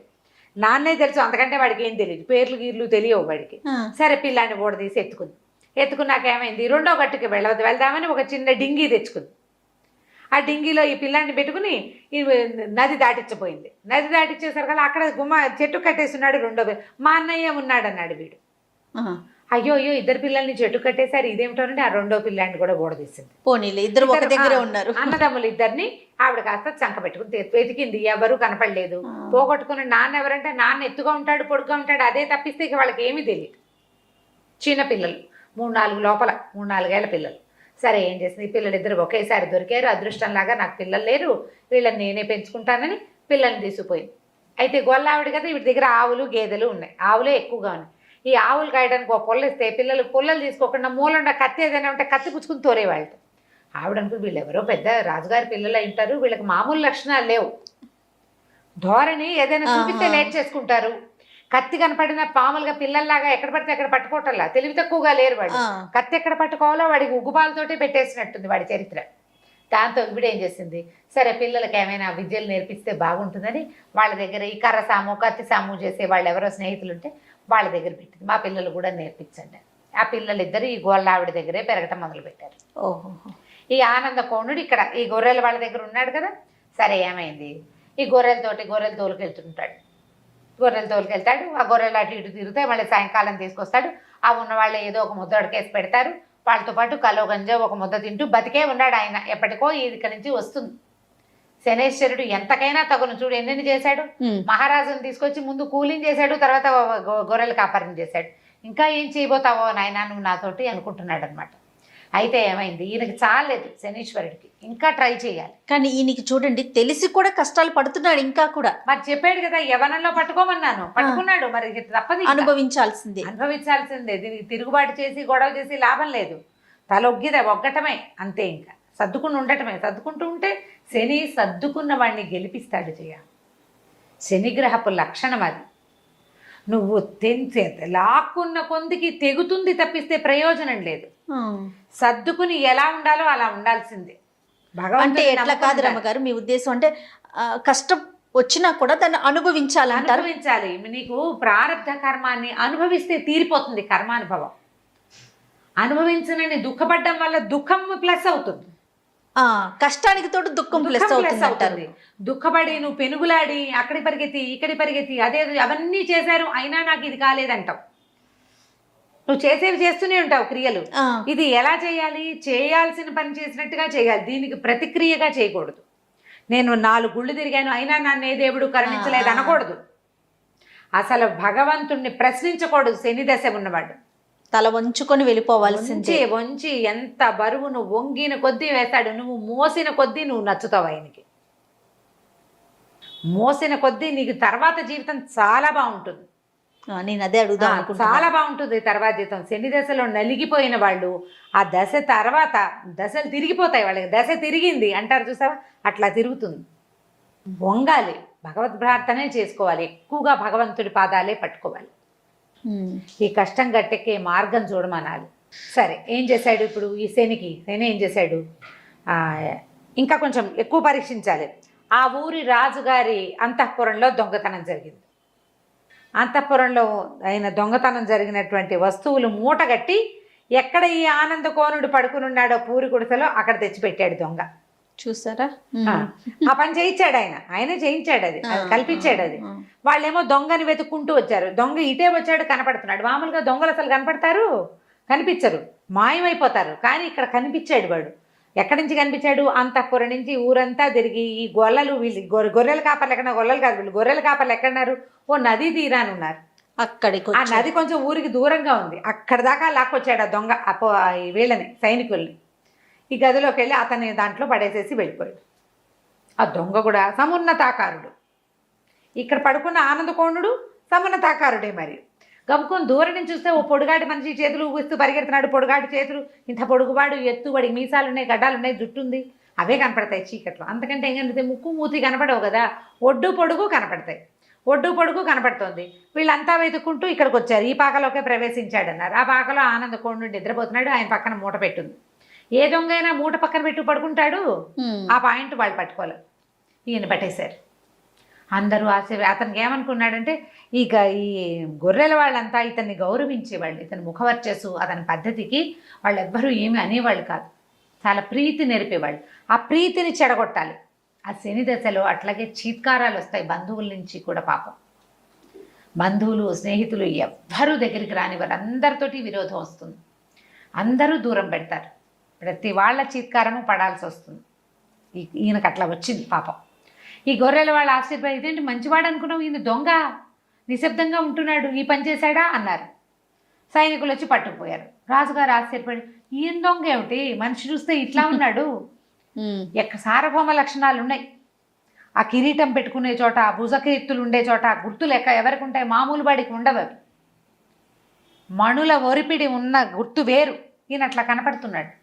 మనిషి చూస్తే మంచి కళైన మొహం, మంచి వర్చస్సు, మాట గంభీరం. ఇది ఎట్లా ఉందంటే ఉరుగుతున్నట్టుగా ఉంది, మేఘగా గంభీరంగా ఉంది కంఠస్వరం కూడా. ఈయన ఎందుకు దొంగ అవుతాడు అని ఆశ్చర్యపోయారు. రాజుగారు డైరెక్ట్గా అడిగాడు, అయ్యా తమరే దొంగతనం చేశారా అంటే, ఇప్పుడు ఏం చేస్తాను నేను కాదన్నా ప్రయోజనం లేదు. మరి వస్తువు దొంగ ఒకచోటే దొరికినప్పుడు ఇంకా నేను చెప్పుకునేదేముంది, మీరు ఏం చేస్తే అది చెయ్యండి అన్నాడు. దానికి కూడా వడంబడిపోయాడు. ఇక అంతే దీపావళని. రాజుకి మనసు ఒప్పలేదు, ఏం చేయాలో తెలియట్లేదు. సరే, మిగిలిన వాళ్ళని న్యాయాధికారులను అడిగారు. ఏం చేయాలంటే, దొంగ చేస్తానం చేసిన వస్తువుతో పట్టుబడితే ఎడం కాలు ఎడం చెయ్యి కొట్టేయాలి. కాలు చెయ్యి కొట్టేశారు. అయ్యయ్యో. ఎడమ కాలు ఎడమ చెయ్యి కొట్టేసి అది ఎక్కడ వత్స్యస్థానానికి తీసుకెళ్ళి అక్కడ ఎడం కాలు ఎడం చెయ్యి తీసేశారు. ఒక కాలు చేతితోటి అక్కడ పడున్నాడు ఆయన. పురూరవ చక్రవర్తి, అంత గొప్ప చక్రవర్తి. పడిపోయాడు. చెయ్యి కాలు కథలో. ఆహారం ఎట్లా వస్తుంది? ఏ పని చేయకుండా ఈయనకి ఎక్కడి నుంచి వస్తుంది? ఈ ఊరు తంది కాదు, ఇక్కడ ఎవరుంటారు? ఇక భగవత్ ప్రార్థన చేసుకోవటం మొదలుపెట్టాడు ఆయన. ప్రార్థన చేసి చేసి క్రమంగా ఆయనకి బుద్ధి ఎక్కడ వచ్చింది? సరస్వతీదేవి మీదకి వెళ్ళింది. ఇతను సరస్వతి తీరంలోనే తపస్సు చేశాడు ఊర్వశి కోసం. రెండు సార్లు సరస్వతీదేవిని ప్రార్థించాడు. ఆవిడ ప్రత్యక్షమైంది. ఎట్లా వచ్చిందంటే, ముక్కు లేని ఆడదానిగా వచ్చింది. ముక్కు లేదు సరస్వతికి. ముక్కు కోయబడిన స్త్రీలాగా కనపడింది. ఒక పాత గుడ్డ కట్టుకుని, ఓ నిమ్మకాయ, ఓ నూనె గిన్నె, ఓ చిన్న తెల్లటి గుడ్డ పుచ్చుకుని, ఒక పాత వాడిన చీరతోటి ముక్కు లేని ఒక స్త్రీలాగా కనిపిస్తే ఎవరో అనుకోవాలి. కానీ ఈయన గుర్తుపట్టాడు ఈవిడ సరస్వతిని. అమ్మ వచ్చావా జగజన్ని, నన్ను కరుణించడానికి అన్నాడు. అనేసరికల్లా ఆవిడ, నువ్వు నన్ను గుర్తుపట్టావు, చూసావా నాయన, ఎంత వాడికైనా తప్పదు. నాకైనా నా కర్మానుభవం వల్ల, నేను చేయకూడని కొన్ని పనులు చేయటం వల్ల ప్రతివాడికి నన్ను దానం ఇస్తారు. ఏం చేస్తారు? ఒక కవి రాసేస్తాడు కవిత్వం, రాసేసి ఎవడికో ఈ కృతికర్త ఈ కృతిని ఈ కావ్యకని నేను ఎవడికో దానం చేస్తా. ఆ దౌర్భాగ్యుడి హస్తస్పర్శ వల్ల నా ముక్కు ఊడిపోయిందిరా నాయన. ఈ ముక్కిడిగా నీకు కనపడ్డా నువ్వు గుర్తుపట్టావు, నీ తాలూకు భాగ్యవశమే ఇది. సహించుకుని ఉంటున్నావు, సహించుకుని ఉండాలి. అమ్మ ఈ పరిస్థితి మారుతున్నాడు, తప్పకుండా మారుతుంది, మారక తప్పదు. ఈ కొద్ది నాళ్ళు ఇలాగే ఓపికగా ఉండు. ఓపికగా ఉంటే నీ కాళ్ళు చేతులు నీకు వస్తాయి, నీ భార్య సజీవురాలుగానే ఉంది, నీ కుమారుడు నీ దగ్గర చేస్తాడు. ఇదే కాదు, నీ రాజ్యం కూడా నీకు వస్తుంది. నీకు కావాల్సిందల్లా ఓపిక, సహనం. శనిని భరించటానికి ఓపిక కావాలి. సరే, ఆవిడ ఏం చేసింది, అమృత ఆహారం తీసుకొచ్చి ఈయనకి ఆహారం, ఆయన నూనెను నిమ్మకాయ తెచ్చింది కదా, ఈయన గాయాలు 2 చెయ్యి కాలు లేవుగా, ఆ 2 చోట్ల కాస్త నూనె రాసి కట్టుకట్టి అక్కడి నుంచి ఈయనకి ఆహారం తెచ్చిపెట్టింది. ఆహారం పట్టుకొచ్చింది. అది తిని బతికున్నాడు అనమాట. ఆయన అక్కడే వచ్చే స్థానంలో నడిచి వెళ్ళలేడు, ఓకాలే కదా ఉంది, ఎట్లా నడిచి వెళ్తాడు, అక్కడే ఉండిపోయాడు. అయితే ఆ రోజుల్లో ఆ రాజ్యంలో పరదేశి కావలి శెట్టి అని ఒక శెట్టి గారు ఉండేవాడు. పరదేశి కావలి ఆయన పేరు. అయితే ఈ పరదేశి కావలి ఎప్పుడో వ్యాపారానికి పంపించిన ఒక నావ మునిగిపోయింది, దొరకలేదట. దొరక్కపోయేసరికి ఇక ఆశలు వదిలేసుకున్నాడు ఆయన. సరిగ్గా ఈ వచ్చస్థానంలో ఈ వ్యవహారం అంతా జరుగుతున్న కాలంలోనే ఆ నావ దొరికింది. ఆ పడవ దాని తాలూకు ఆనుపాన్లు తెలిసినాయి. నా పడవ తీరానికి వచ్చేసింది. కొన్ని కోట్ల రూపాయలు ఉన్నాయట అందులో. దాంతో ఈ పడవ దొరికేసరికల్లా ఆయన చాలా సంతోషించి అందరికీ దాన ధర్మాలు చేస్తున్నట్టు. దాన ధర్మాలు చేస్తూ ఊళ్ళోకి వచ్చాడు. ఊళ్ళోకి వచ్చేసరికల్లా అక్కడ ఏమన్నారు, కొంతమంది సైనికులు వాళ్ళు వీళ్ళు, మీరు ఇంతకు బీదా బిక్కికి దానం దానాలు ధర్మాలు ఎవరికి చేస్తారు, సాధారణంగా బీదా బిక్కికి దానాలు. బ్రాహ్మణ దానం ఒకటి విశేషమైన దానం, ఆ కాలంలో అదే పద్ధతి. అయితే ఇది వజ్రస్థానంలో మొన్న ఒక ఆయన దొంగతనం చేశాడని చెయ్యి కాలు కొట్టేశారు ఒకడున్నాడు, అతనికి ఏదైనా ఇవ్వండి అన్నారు. అనేసరికల్లా సరే ఏదో ఆహార పదార్థం ఇస్తామని వచ్చాడు. వచ్చి చూసేసరికల్లా ఈ కాలు చెయ్యి లేకుండా అక్కడ పడున్న ఆయన చూసేసరికల్లా కరిగి నీరే ప్రవహించేశాడు ఆ పరదేశి. ఏమిటి ఈ మొహం చూస్తే ఆయనకి తెలిసిందనమాట, వీటి మనిషి కాదు, మామూలు వాడు కాదు, సామాన్య మానవుడు, దొంగ 100% కాదు, ఏదో ప్రత్యేకత ఉంది ఈయనలో. ఈయనలో ఉన్న ఆ ప్రత్యేకత ఏమిటో బుద్ధికి ఎక్కడో తగులుతోంది, నోటికి అందటల్లా అది మనసుకు తెలుస్తోంది. ఈయన మామూలు వాడు కాదు, ఈయన గ్రేట్ పర్సనాలిటీ అనేది అర్థమవుతుంది. ఏమిటో తెలీదు, కానీ ఒక ఆకర్షితుడైపోయాడు. ఆకర్షితుడైపోయి దగ్గరకు వచ్చాడు. అయ్యా ఏమిటండి మీ పరిస్థితి ఏంటంటే, కర్మాన్ భవన్ అయినా ఇట్లా అయింది, అదే మాట్లాడుకున్నారు. ఇంతలో సరస్వతీదేవి వచ్చింది ఆహారం పట్టుకుని. ఓహో, ఆవిడ రోజు వచ్చి 3 పూట్ల ఇతన్ని పోషించింది సరస్వతీదేవి. ప్రతిరోజు ఇలా ముక్కిడిగానే వచ్చేది, ఆ ముక్కు లేని స్త్రీగానే వచ్చేది ఆవిడ. 3 రోజులు 3 పూటల అమృతాహారం తెచ్చిచ్చింది అతనికి. మరి ఆయన చేసుకున్న తపస్సు, సరస్వతి తీరంలో చేసిన తపస్సు ఇట్లా ఫలించింది చూడండి. అదే మరి అతని ఫలితం ఏదో ఒకటి లభించాలి కదా. అందుకని ఎప్పుడు చేసిన పూజ అయినా మనకు అవసరమైన కాలంలో ఏదో రకంగా ఫలిస్తుంది. అదేగా ఎప్పుడు చెప్పుకుంటాం మనం. ఇక ఈ పరదేశి కావాలి ఈవిని గుర్తుపెట్టాడు. ఈవిడ మనిషి కాదనిపిస్తోంది అతనికి. మామూలుగా మనకి దేవతలకి చుట్టూతా ఆరా ఉంటుంది, ఒక కాంతి వలయం ఉంటుంది. ఈ మురికిగా ముక్కు లేకుండా వికృత రూపంలో కనపడుతున్న స్త్రీ చుట్టూతా ఉన్న ఒక కాంతి వలయం అతని బుద్ధికి తగిలింది. మరి రాజును ఎట్లా గుర్తుపెట్టాడు? వజ్రస్థానాన్ని తీసుకెళ్ళి ఎవరో కొంతమంది చెయ్యి కాలు కొట్టేశారు. కొట్టేసిన వాడికి వీడు పెద్ద గొప్పవాడేమోనని అనిపించలే, వాళ్ళకి తెలియలా. ఇతను తెలిసింది, ఒక్కొక్కటి తెలుసుకోగలుగుతాడు. ఇతను ఆశ్చర్యపోయి, అయ్యా ఈవిడ ఎవరు, అమ్మవారి స్వరూపంలాగా కనపడుతోంది నాకు, ఏదో కాంతి ఉంది ఈమెలో, ఒక ప్రత్యేకమైన దైవికమైన అంశని గుర్తుపెట్టాడు అతను. పదే అడిగాడు. అడిగేసరికల్లా ఆవిడ తన స్వరూపంతో కనపడింది, నిజ స్వరూపం. పరమానంద భరితుడైపోయాడు. పరమానంద భరితుడైపోయి, అమ్మ ఈయన కోసం తెచ్చిన ఆహారం నాకు కూడా పెట్టవా అని అడిగాడు. ఆయనకు అన్నం పెట్టి ఈయన కూడా ఒక ముద్ద పెట్టింది. ఆ సరస్వతీదేవి పెట్టిన ఆ ముద్ద తిని ఆ పరదేశి కావాలి రోజు వచ్చి వజ్రస్థానంలోనే కూర్చునేవాడు ఈయన కోసం. ఆయనతో కబుర్లు చెప్పడానికి, ఆయన దేఖభాల్ చేయడానికి అనమాట, బాగా చూసుకోవడం కోసం ప్రతిరోజు వచ్చేసేవాడు. కొంతకాలం తర్వాత ఈయనకి బాగా గాయాలన్నీ మానిపోయిన తర్వాత ఏమన్నాడు, మా ఇంటికి వెళ్ళిపోదాం అని చెప్పి బంగారు పల్లకి తెప్పించి ఈయన అందులో కూర్చోబెట్టుకుని నీ పురూరవణ్ణి తీసుకుపోయాడు ఇంటికి. తీసుకెళ్ళిపోయి తన ఇంట్లోనే ఉంచుకోవటం మొదలుపెట్టాడు. సరే, ఈయనకి ఒక చెయ్యి లేదు, ఒక చెయ్యి ఇక్కడ దాకా లేదు కదా, మొండి చెయ్యి ముందు భాగం లేదు, పట్టుకునేది అవకాశం లేదు, కానీ కొద్దిగా ఉంది. ఈయన ఏం చేసేవాడు, ఇక్కడ కూర్చుని రోజు ఏముంది, ఇప్పుడు వీళ్ళ ఇంట్లో ఉంటున్నాడు. పరదేశి కావాలి చాలా పెద్ద బిల్డింగ్, పెద్ద తోట, హాయిగా సంగీత సాధనాలు అన్నీ ఉండేవి, పుస్తకాలు అవి చదివి వినిపించడానికి మనుషులు. ఆయన బాగా కోటీశ్వరుడు కదా, ఈయన సంగీతం పాడతాడు బ్రహ్మాండంగా. సరే, వీణలు అవి ఇవి సాధనాలు ఉన్నాయి. ఉంటే ఈయన ఏం చేసేవాడు, వీణ వాయించుకుంటూ ఉండేవాడు.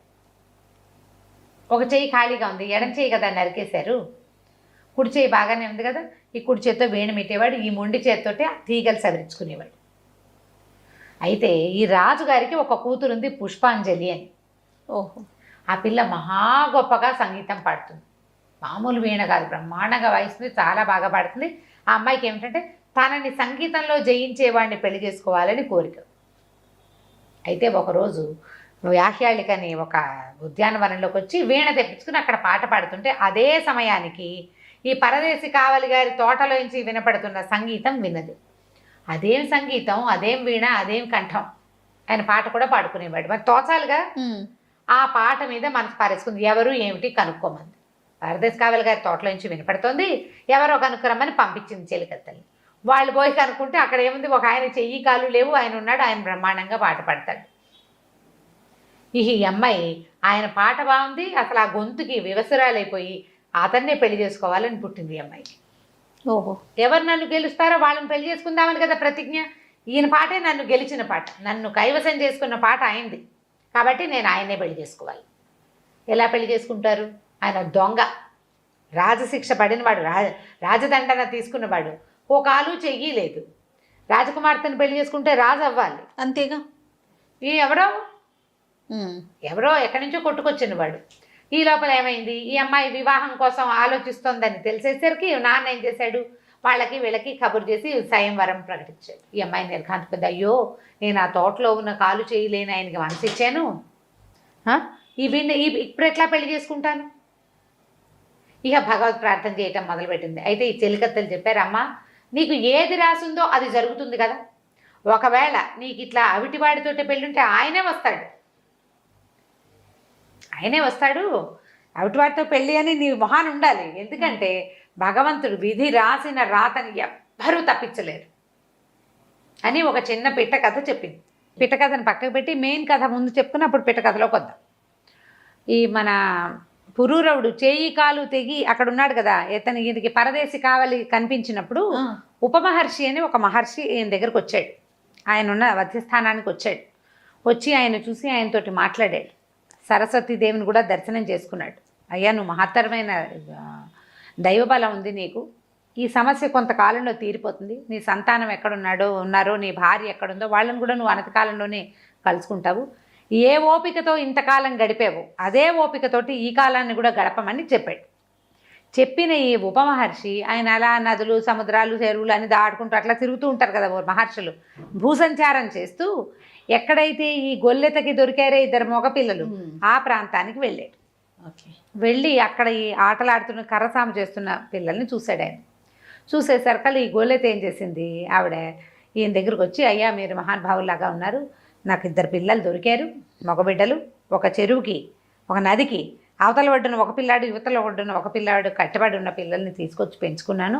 నా దగ్గర శక్తియుక్తులకి వంచన లేకుండా పనిచేస్తా, పిల్లలకి వీరోచితమైన విద్యలు నేర్పించండి అని అడిగింది. అప్పుడు ఆయన ఏం చెప్పాడంటే, అమ్మ ఈ పిల్లలు సామాన్యమైన వాళ్ళు కాదు, వీళ్ళు సామ్రాట్ యొక్క సంతానం, భవిష్యత్తు రాజులు కాగలిగే వాళ్ళు, తప్పకుండా వీళ్ళకి ఉపనయనాది ఇవి చేయాలి, జాతకర్మలు అవి సరిగ్గా జరగాలి. ముందు పేర్లు అవి తండ్రులు పెట్టుకున్నారు, తల్లిదండ్రి, ఇప్పుడు చేయవలసిన క్రియలు సరిగ్గా చేసి విద్యాభ్యాసం సరిగ్గా చేయించాలి అని చెప్పాడు. చెప్తే ఏం చేసింది, ఆ గోళ్ళ ఆవిడ తన సంపాదన అంతా ఊడ్చి పట్టుకొచ్చి ఈయన చేతిలో పెట్టింది. ఆయన చక్కటి యజ్ఞం చేసి పిల్లలిద్దరికీ ఉపనయనం చేశాడు. చేసిన తర్వాత వాళ్ళకి విద్యాభ్యాసం మొదలుపెట్టి ఎన్ని రకాలో విద్యలు నేర్పించాడు పిల్లలకి. నేర్పించి పిల్లలకి చక్రవర్తుల గురించి చెప్పాడు. ఒకసారి సిభి దధిచి ఇట్లా చాలా గొప్ప గొప్ప చక్రవర్తులు ఉన్నారు. ఈ కాలంలో గొప్ప చక్రవర్తి పురూరవుడు. ఆ పురూరవుడు ఎంత గొప్పవాడంటే, సేనేశ్వరుడు తనంతటా తను వచ్చి నిన్ను పట్టుకుంటానంటే యవనంలోనే పట్టుకుంటానని ఆయనకి ఒప్పుకున్నాడు. ఆ ఒప్పుకున్న ప్రకారం ఆయన తన భార్యను కోల్పోయాడు, సంతానాన్ని చెరువులో కొట్టుకుపడి నదిలో పడి కొట్టుకుపోయి పిల్లలిద్దరికీ కాకుండా పోయాడు. ఇప్పుడు దొంగతనం ఆపాదించబడి చెయ్యి కాలు పోగొట్టుకుని ఒక దుర్భరమైన జీవితాన్ని అనుభవిస్తున్నాడు. అని చెప్పేసరికి ఆ పిల్లలకి ఆ కథ వింటుంటే, ఎవరి కథ అయినా వింటుంటే మనకు దుఃఖం వస్తుంది. దుఃఖపడి బాగా బాధపడి ఏడ్చారట పిల్లలిద్దరు. ఏడ్చి శనీశ్వరుడు అంత దుర్మార్గుడా? శని దేవుళ్లలో ఒకడు కదా, సూర్యదేవుని స్వయంగా సూర్యుని కుమారుడు. తండ్రి పిల్లగా ప్రపంచానికి మేలు చేసినట్టుగా శనీశ్వరుడు ఎందుకు చేయడు మేలు అంటే, ఈయన ఏం చెప్పాడంటే, ఇది మేలు కాదని అనుకోకూడదు, ఇది కూడా మేలే. ఈయన ప్రజ్ఞని ప్రపంచానికి చాటి చెప్పటమే. ఇంత కష్టపడినా సహనాన్ని కోల్పోలేదు, ధర్మపరాయణత్వాన్ని విడనాడలేదు, సత్యవ్రతాన్ని మానలేదు అని ఈయన యొక్క ప్రతిభని ప్రపంచానికి తెలియజేస్తాడు. ఎంత బంగారమైనా కాలిస్తే కానీ నిగ్గు తేరదు, కాల్చిన కొద్దీ వన్నె పెరుగుతుంది. అట్లా కాల్చబడుతున్న దశలో ఉన్నాడు పురూరవుడు. ఇంకొక 3 సంవత్సరాలు, ఈ 3 ఏళ్ళు గడిచాక ఆయన దశ మారుతుంది. శనీశ్వరుడు వదిలిపెట్టేస్తాడు. సంతానము భార్య అందరూ చేరుకుంటారని చెప్పితే విన్నారు పిల్లలు. ఆ కథ తెలుసుకున్నారు. సాకల్యంగా పురూరవ చక్రవర్తి కథ అంతా తెలుసు వాళ్ళకి. ఈ విద్యలు పూర్తవుతూ ఉన్నాక పిల్లల్ని మిగిలిన విద్యలు నేర్పడానికి ఇంకొంతమంది ఉపాధ్యాయుల దగ్గర పెట్టి ఈయన మళ్ళీ సంచారానికి వెళ్ళిపోయాడు ఉపమహర్షి. ఈ వెళ్ళి ఈయన ఎవరిని కలిశాడు? నవకోటి నారాయణని కలిశాడు ఒక ద్వీపంలో. కలిసాక అతను ఎక్కడ కూర్చున్నాడు? ఆ సమయానికి ఈయన వెళ్ళేసరికి వీళ్ళు ఒక బిల్డింగ్ కట్టుకుని ఉన్నాడు ఆయన సముద్ర తీరంలో. దాని దగ్గర ఒక చెట్టు కింద ఈ మందసం ఉంది. అమ్మాయి ఉన్నటువంటి ఈయన భార్య జయప్రదాదేవి ఉన్న మందసం ఉంది. ఆ మందసం దగ్గరే ఆయన సభ చేసుకుని ఉంటే ఈ ఉపమహర్షి అక్కడికి వెళ్ళాడు. వెళ్తే, అయ్యా మీరు ఏ దేశాలు తిరిగి వచ్చారు, మీరు ఎంత వాళ్ళు, ఎక్కడికి వెళ్ళారు ఏమిటి అని అతను అడిగాడు. నవకోటి నారాయణ అడిగితే, నేను ఎన్నో రాజ్యాలు చూశాను, ప్రతిష్టానపురం అంత గొప్ప రాజ్యాన్ని నేను చూడలేదు. ప్రతిష్టానపురపు రాజు చాలా గొప్పవాడు, చక్రవర్తి. అతను సామ్రాట్ లక్షణాలు పుణుకు పుచ్చుకుని పుట్టినవాడు, చాలా అద్భుతమైన జన్మ కలిగినవాడు, చాలా అత్యద్భుతమైన సౌందర్య రాశి, చాలా గొప్ప జన్మ కలిగిన అమ్మాయిని వివాహం చేసుకున్నాడు. ఇప్పుడు ఇలాంటి కష్టాల్లో ఉన్నాడు అని ఈ కథ అంతా అతను భార్యని ఎలా పోగొట్టుకున్నాడు. మంటల్లో కాలిపోయింది భార్య, నీళ్ళ దగ్గర తప్పిపోయాడు అతను, పిల్లల్ని అక్కడ వదిలిపెట్టేశాడు. ఆ పిల్లలు ఒక గొల్ల స్త్రీ దగ్గర పెరుగుతున్నారు. ఇప్పుడు చెయ్యి కాలు కొట్టబడి ఇట్లా దుర్భరమైన వేదాన్ని అనుభవిస్తున్నారంటే అవంతా కూడా ఈ పెట్టెలో ఉంది కదా, ఈవిడ లోపల కూర్చున్న జయప్రదాదేవి ఇదంతా విని, అయ్యో నా భర్తకి ఎన్ని కష్టాలు వచ్చినాయి, ఎంత దుఃఖాన్ని అనుభవిస్తున్నాడని చాలా దుఃఖపడింది. కథ అంతా తెలుసుకుంది. తన పిల్లలు ఎక్కడున్నారో ఆవిడకి తెలిసిపోయింది, భర్త ఏ స్థితిలో ఉన్నాడో కూడా తెలిసిపోయింది. అప్పుడు ఈ నారాయణ ఈ తప్పిదంలో తనకి భాగం ఉంది, అతనే కదా మరి ఈవిడ్ని మందసంలోకి ఆవిడ ఎట్లా వెళ్ళిపోయింది, ఇతడి వల్లే వెళ్ళింది. అయితే అప్పుడు తను తెలుసుకున్నాడనమాట, శనీశ్వరుని యొక్క ప్రేరేపణ వల్లే నాకు అలాంటి బుద్ధి పుట్టింది. అంతకుముందు అతను స్త్రీలోలుడు కాదు, నవకోటి నారాయణ మంచివాడే. ఆ రోజున అతనికి ఆ బుద్ధి పుట్టించాడు శని అని అతను కూడా అప్పటికే అతనికి తన పశ్చాత్తాపడుతున్నాడు. తెలిసిందనమాట ఆవిడెవరో కాదు, సాక్షాత్తు పురూరవ చక్రవర్తి భార్య అని తెలుసుకున్నాడు. ఒక లేఖకుడుగా నా దగ్గర పనిచేసే చక్రవర్తి చేత పనిచేయించుకున్నానని చాలా బాధపడ్డాడు. ఇక తర్వాత ఈ పిట్ట కథ దగ్గరకు వద్దాం. ఇక్కడ ఇలా జరుగుతోంది. ఇక్కడ ఏమైంది, వీళ్ళు ఈ రాజుగారేమో పుష్పాంజలి తండ్రి విశాల నగరం అది, ఆ నగరంలో ఏం చేశారు వాళ్ళు, స్వయంవరం చాటిచ్చారు. స్వయంవరానికి అందరూ వచ్చేసారు. రాజకుమార్తెకి స్వయంవరం అని మనం కూడా వెళ్ళి చూద్దామని ఈయనకి ఫ్రెండ్ ఉన్నాడు కదా పరదేశి కావలి, అతను ఏం చేశాడంటే ఈయనకి చెప్పాడు పురూరవ చక్రవర్తికి, అయ్యా రాజుగారు అమ్మాయికి స్వయంవరంట, మనం కూడా వెళ్ళి ప్రేక్షకుల్లో కూర్చొని చూడొచ్చు అని చెప్పి ఆయన బయలుదేరి తీసేశారు. సరే ఏం చేశారు, ఇద్దరు కలిసి ఆయనకి బంగారు పల్లకి పెట్టించి ఆయన తీసుకొచ్చాడు. ప్రేక్షకుల్లో ఓ పక్కన కూర్చుని ఉన్నారు వీళ్ళు. ఈ స్వయంవరానికి ఇంతమంది జనం వచ్చేసరి ఈ పెళ్లి కూతురు బెంగ పెట్టేసుకుంది, అయ్యో నా వివాహం ఎట్లా అవుతుంది అని. ఆ అమ్మాయి ఏం చేసింది, స్వయంవరం చాటిస్తున్నాడు తండ్రి అనగానే ఒక జ్యోతిష్కుని పిలిచి అడిగింది, ఏం జరుగుతుంది, నేను ఒకళ్ళని వివాహం చేసుకోవాలనుకుంటున్నా, ఇప్పుడు నా పరిస్థితి ఏంటంటే ఆయన ఏం చెప్పాడంటే, అమ్మ నీ జాతకంలో ఒక ప్రత్యేకమైన విషయం ఉంది, ఎవరి సంగీతం వింటే నీ మెళ్ళలో ఉన్న ముత్యాల హారంలో ఒక పచ్చల పథకం ఉంది కదా, ఆ పచ్చ కరిగింది, అతడితో నీ పెళ్ళవుతుంది. నీ అంతఃపురంలో ఎండిపోయిన ఒక చెట్టు చిగిర్చింది, ఎవరి సంగీతం వల్ల చిగిరిచిందో వాడితోటే నీ పెళ్ళవుతుంది అని చెప్పాడు. ఇప్పుడు మెళ్ళలో ఒక పద్మరాగమణి, పచ్చ అంటారు కానీ పచ్చ కాదు, ఒక పద్మరాగమణి ఉంది, ముత్యాల దండ, ఒక ఎర్రటి ఉంటుంది, అది కరిగిపోయిందట రాయి ఆయన సంగీతం విని. అంత అద్భుతమైన సంగీతం, అలాంటి వీణ అనమాట అది. ఆ చెట్లు, ఎండిపోయిన చెట్లు కూడా చిగిర్చినాయి. ఈవిడికి ఆశగానే ఉంది, జ్యోతిష్కుడు చెప్పాడు, కానీ ఇంతమంది వస్తే వీళ్ళలో పెళ్లి కొడుకేడి, తనకు కావాల్సిన వాడు ఉండడు, అసలు చూడలేదు. ఆయన ఇది కాదు, ఆయన రాజు కాదు, అతన్ని పిలవరు వీళ్ళు, ఎట్లా స్వయంవర మండపంలో నాకు అతనితో పెళ్ళవుతుంది అని దిగులు పెట్టుకుంది. అప్పుడు చెలికథ ఏం చెప్పిందంటే, ఒక పిట్ట కథ చెప్తాను. బ్రహ్మదేవుడి ఆ రాత గనక ఉంటే దాన్ని తప్పించగలిగేవాడే లేడు. పూర్వం ఇదే విశాల నగరంలో ఓ రాజుగారు ఉండేవారు. ఆయనకి పిల్లలు కలగల చాన్నాళ్ళు. భార్య ఆయన ఎంతో తపస్సు చేస్తే పరమేశ్వర వరప్రసాదంగా ఓ కూతురు పుట్టింది. పిల్ల కొంచెం పెద్దదయ్యాక రాజుగారు రాణిగారు ఇద్దరు పెళ్లికి సంకల్పించారు. రాణిగారేమో తన మేనల్లుడికి ఇవ్వాలనుకుంది, రాజుగారు తన మేనల్లుడికి ఇవ్వాలనుకున్నారు. ఏం చేశారు? రాజుగారి మేనల్లుడు పెళ్లికి తరలొచ్చేశాడు, రాణిగారి మేనల్లుడు తరలొచ్చేశాడు. ఈ పిల్లని ఎవరు ఇచ్చి పెళ్లి చేస్తారు? ఇంతలో దేవతలంతా ఆకాశంలో చేరి చూస్తున్నారు. బ్రహ్మదేవుడిని అడిగారు, అయ్యా వీళ్ళిద్దరిలో ఎవరితో పెళ్ళవుతుంది తాత అని అడిగారు. తాత ఏం చెప్పాడంటే, వీళ్ళిద్దరితోటి అవదరా, వీడికి ఈ పిల్లకి హిమాలయాల్లో ఒక కుష్ఠరోగి ఉన్నాడు, వాడితో పెళ్ళవుతుంది అన్నాడు.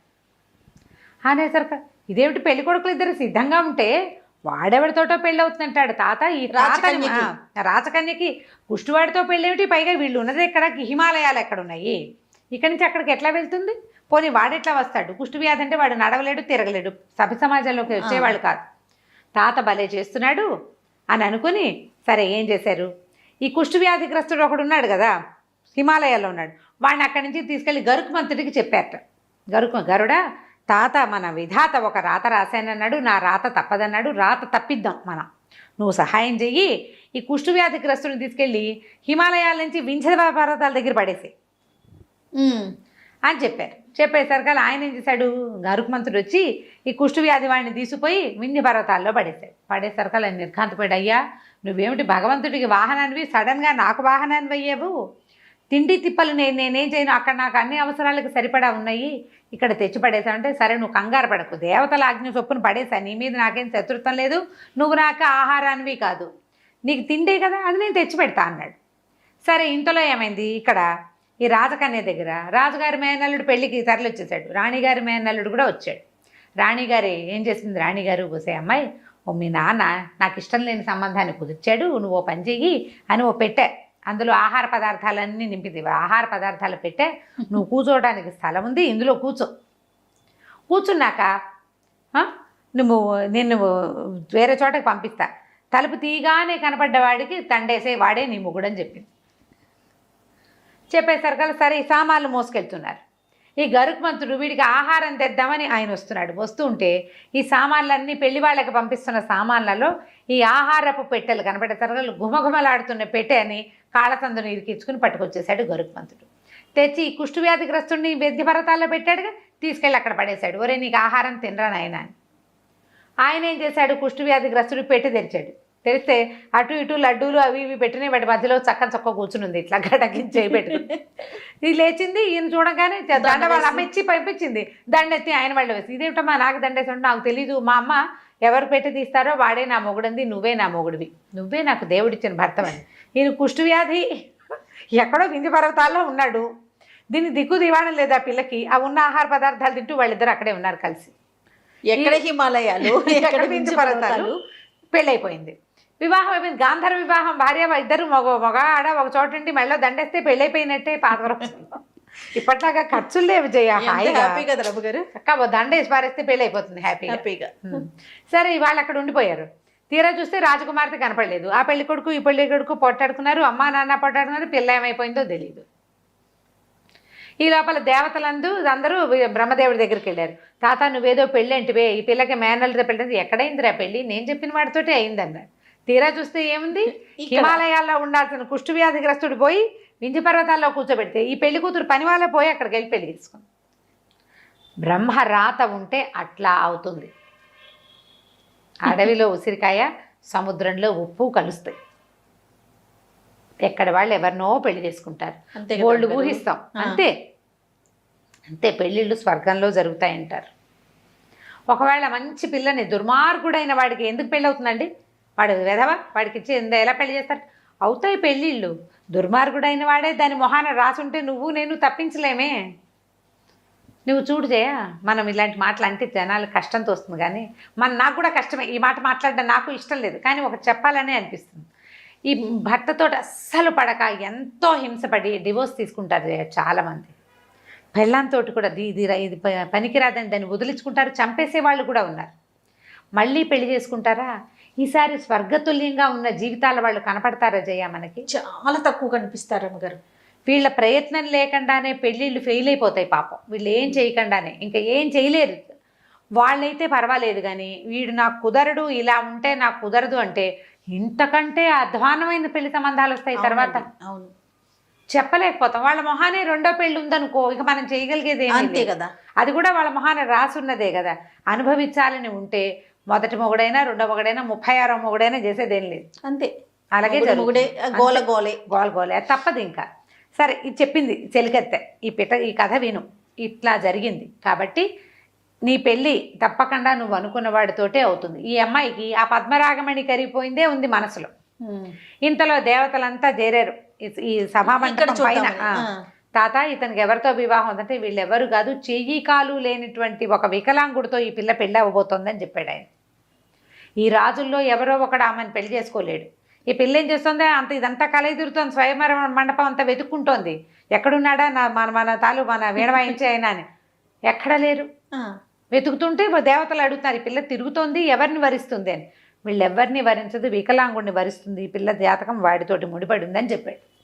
ఈ అమ్మాయి ఏం చేస్తుంటే ఇంకా భగవత్ ప్రార్థన చేసుకుంది. నేను గనక సర్వసద్గుణ సంపన్ననైతే మనసా వాచా కర్మణ నేను ఎవరిని వరించానో అతడికే ఈ దండ అతని మెడలోనే పడాలి, లేదా భగవత్ సంకల్పం వేరేగా ఉంటే ఈ దండ ఎవరి మెడలో పడుతుందో నేను అతన్ని వివాహం చేసుకుంటానని దండ గాల్లోకి ఎగరేస్తే ఈ సభా మండపంలో ఒక పక్కన ఈ ప్రత్యేక అతిథులు కాకుండా చూడ్డానికి వచ్చి కూర్చున్నటువంటి గుంపులో కూర్చున్న ఈ ఎడమ కాలు ఎడమ చేయి లేని పురూరవ చక్రవర్తి మెడలో పడింది వెళ్ళాదండ. ఆ అమ్మాయి సంకల్పం అదే. భగవంతుడు సహాయం చేశాడు, విధాత తలపు, దాన్ని తప్పించగలిగేవాడు లేడు. ఆయన ఏం రాస్తే అది ఆయన రాసేశాడు రాత. దీనికి కాళ్ళు చేయి లేని వాడితో పెళ్ళి అని. పోయాను వద్దా మెడలో పడింది. ప్రజలంతా హాహాకారాలు చేశారు, కొంతమంది కరతాళ ధ్వనులు చేశారు. అయ్యో అయ్యో అన్నారు. తీరా చూస్తే పెళ్లి కుమారుడు ఎవరయ్యాడు? దొంగతనం నేరం మీద కాలు చెయ్యి కొట్టబడిన వాడు. రాజుగారు నిర్ఘాంతపోయాడు, ఏం చేయాలో తెలియలా. ఈ అమ్మాయి వెళ్ళి ఆయనకి దండం పెట్టింది, నేను నీ భార్యనని చెప్పింది. ఆయన ఎందుకమ్మా దాన్ని వద్దన్నాడు. ఆవిడ ఒప్పుకోలే. అమ్మాయి, నేను నిన్ను వరించాను, నీ సంగీతం వినే నేను వరించాను, నేను వచ్చి చూసి ఆవిడ చూసింది, వెళ్ళి ఆయనతో పరిచయం చేసుకోలేదు కానీ వెళ్ళి చూసింది. ఆయనని తెలిసినా ఆయన రూపమానికి వివసరాలు అయిపోయింది ఆవిడ. చెయ్యి కాలు చెయ్యి లేవు, లేకపోతే ఏమైంది? అలా ప్రేమలు అలా ఉంటాయి కదా. ఎవరి మనసు ఎక్కడ రంజింపబడుతుందో మనకు తెలియదు కదా. ఆమె భగవంతుడు ఆమెకి తనతో కూర్చాడు అంతే. ఇంకా వాళ్ళు ఏం చెప్పినా నమ్మేస్తారు జయ. ఇప్పుడు దుర్మార్గులైన వాళ్ళని నమ్మరు ఆడపిల్లలు, అంతే కదా. అంతే, వాళ్ళ మొహాన అది రాసి ఉంటుంది, అంతే నమ్మేస్తారు. అట్లా ప్రేమించేసింది ఆవిడ.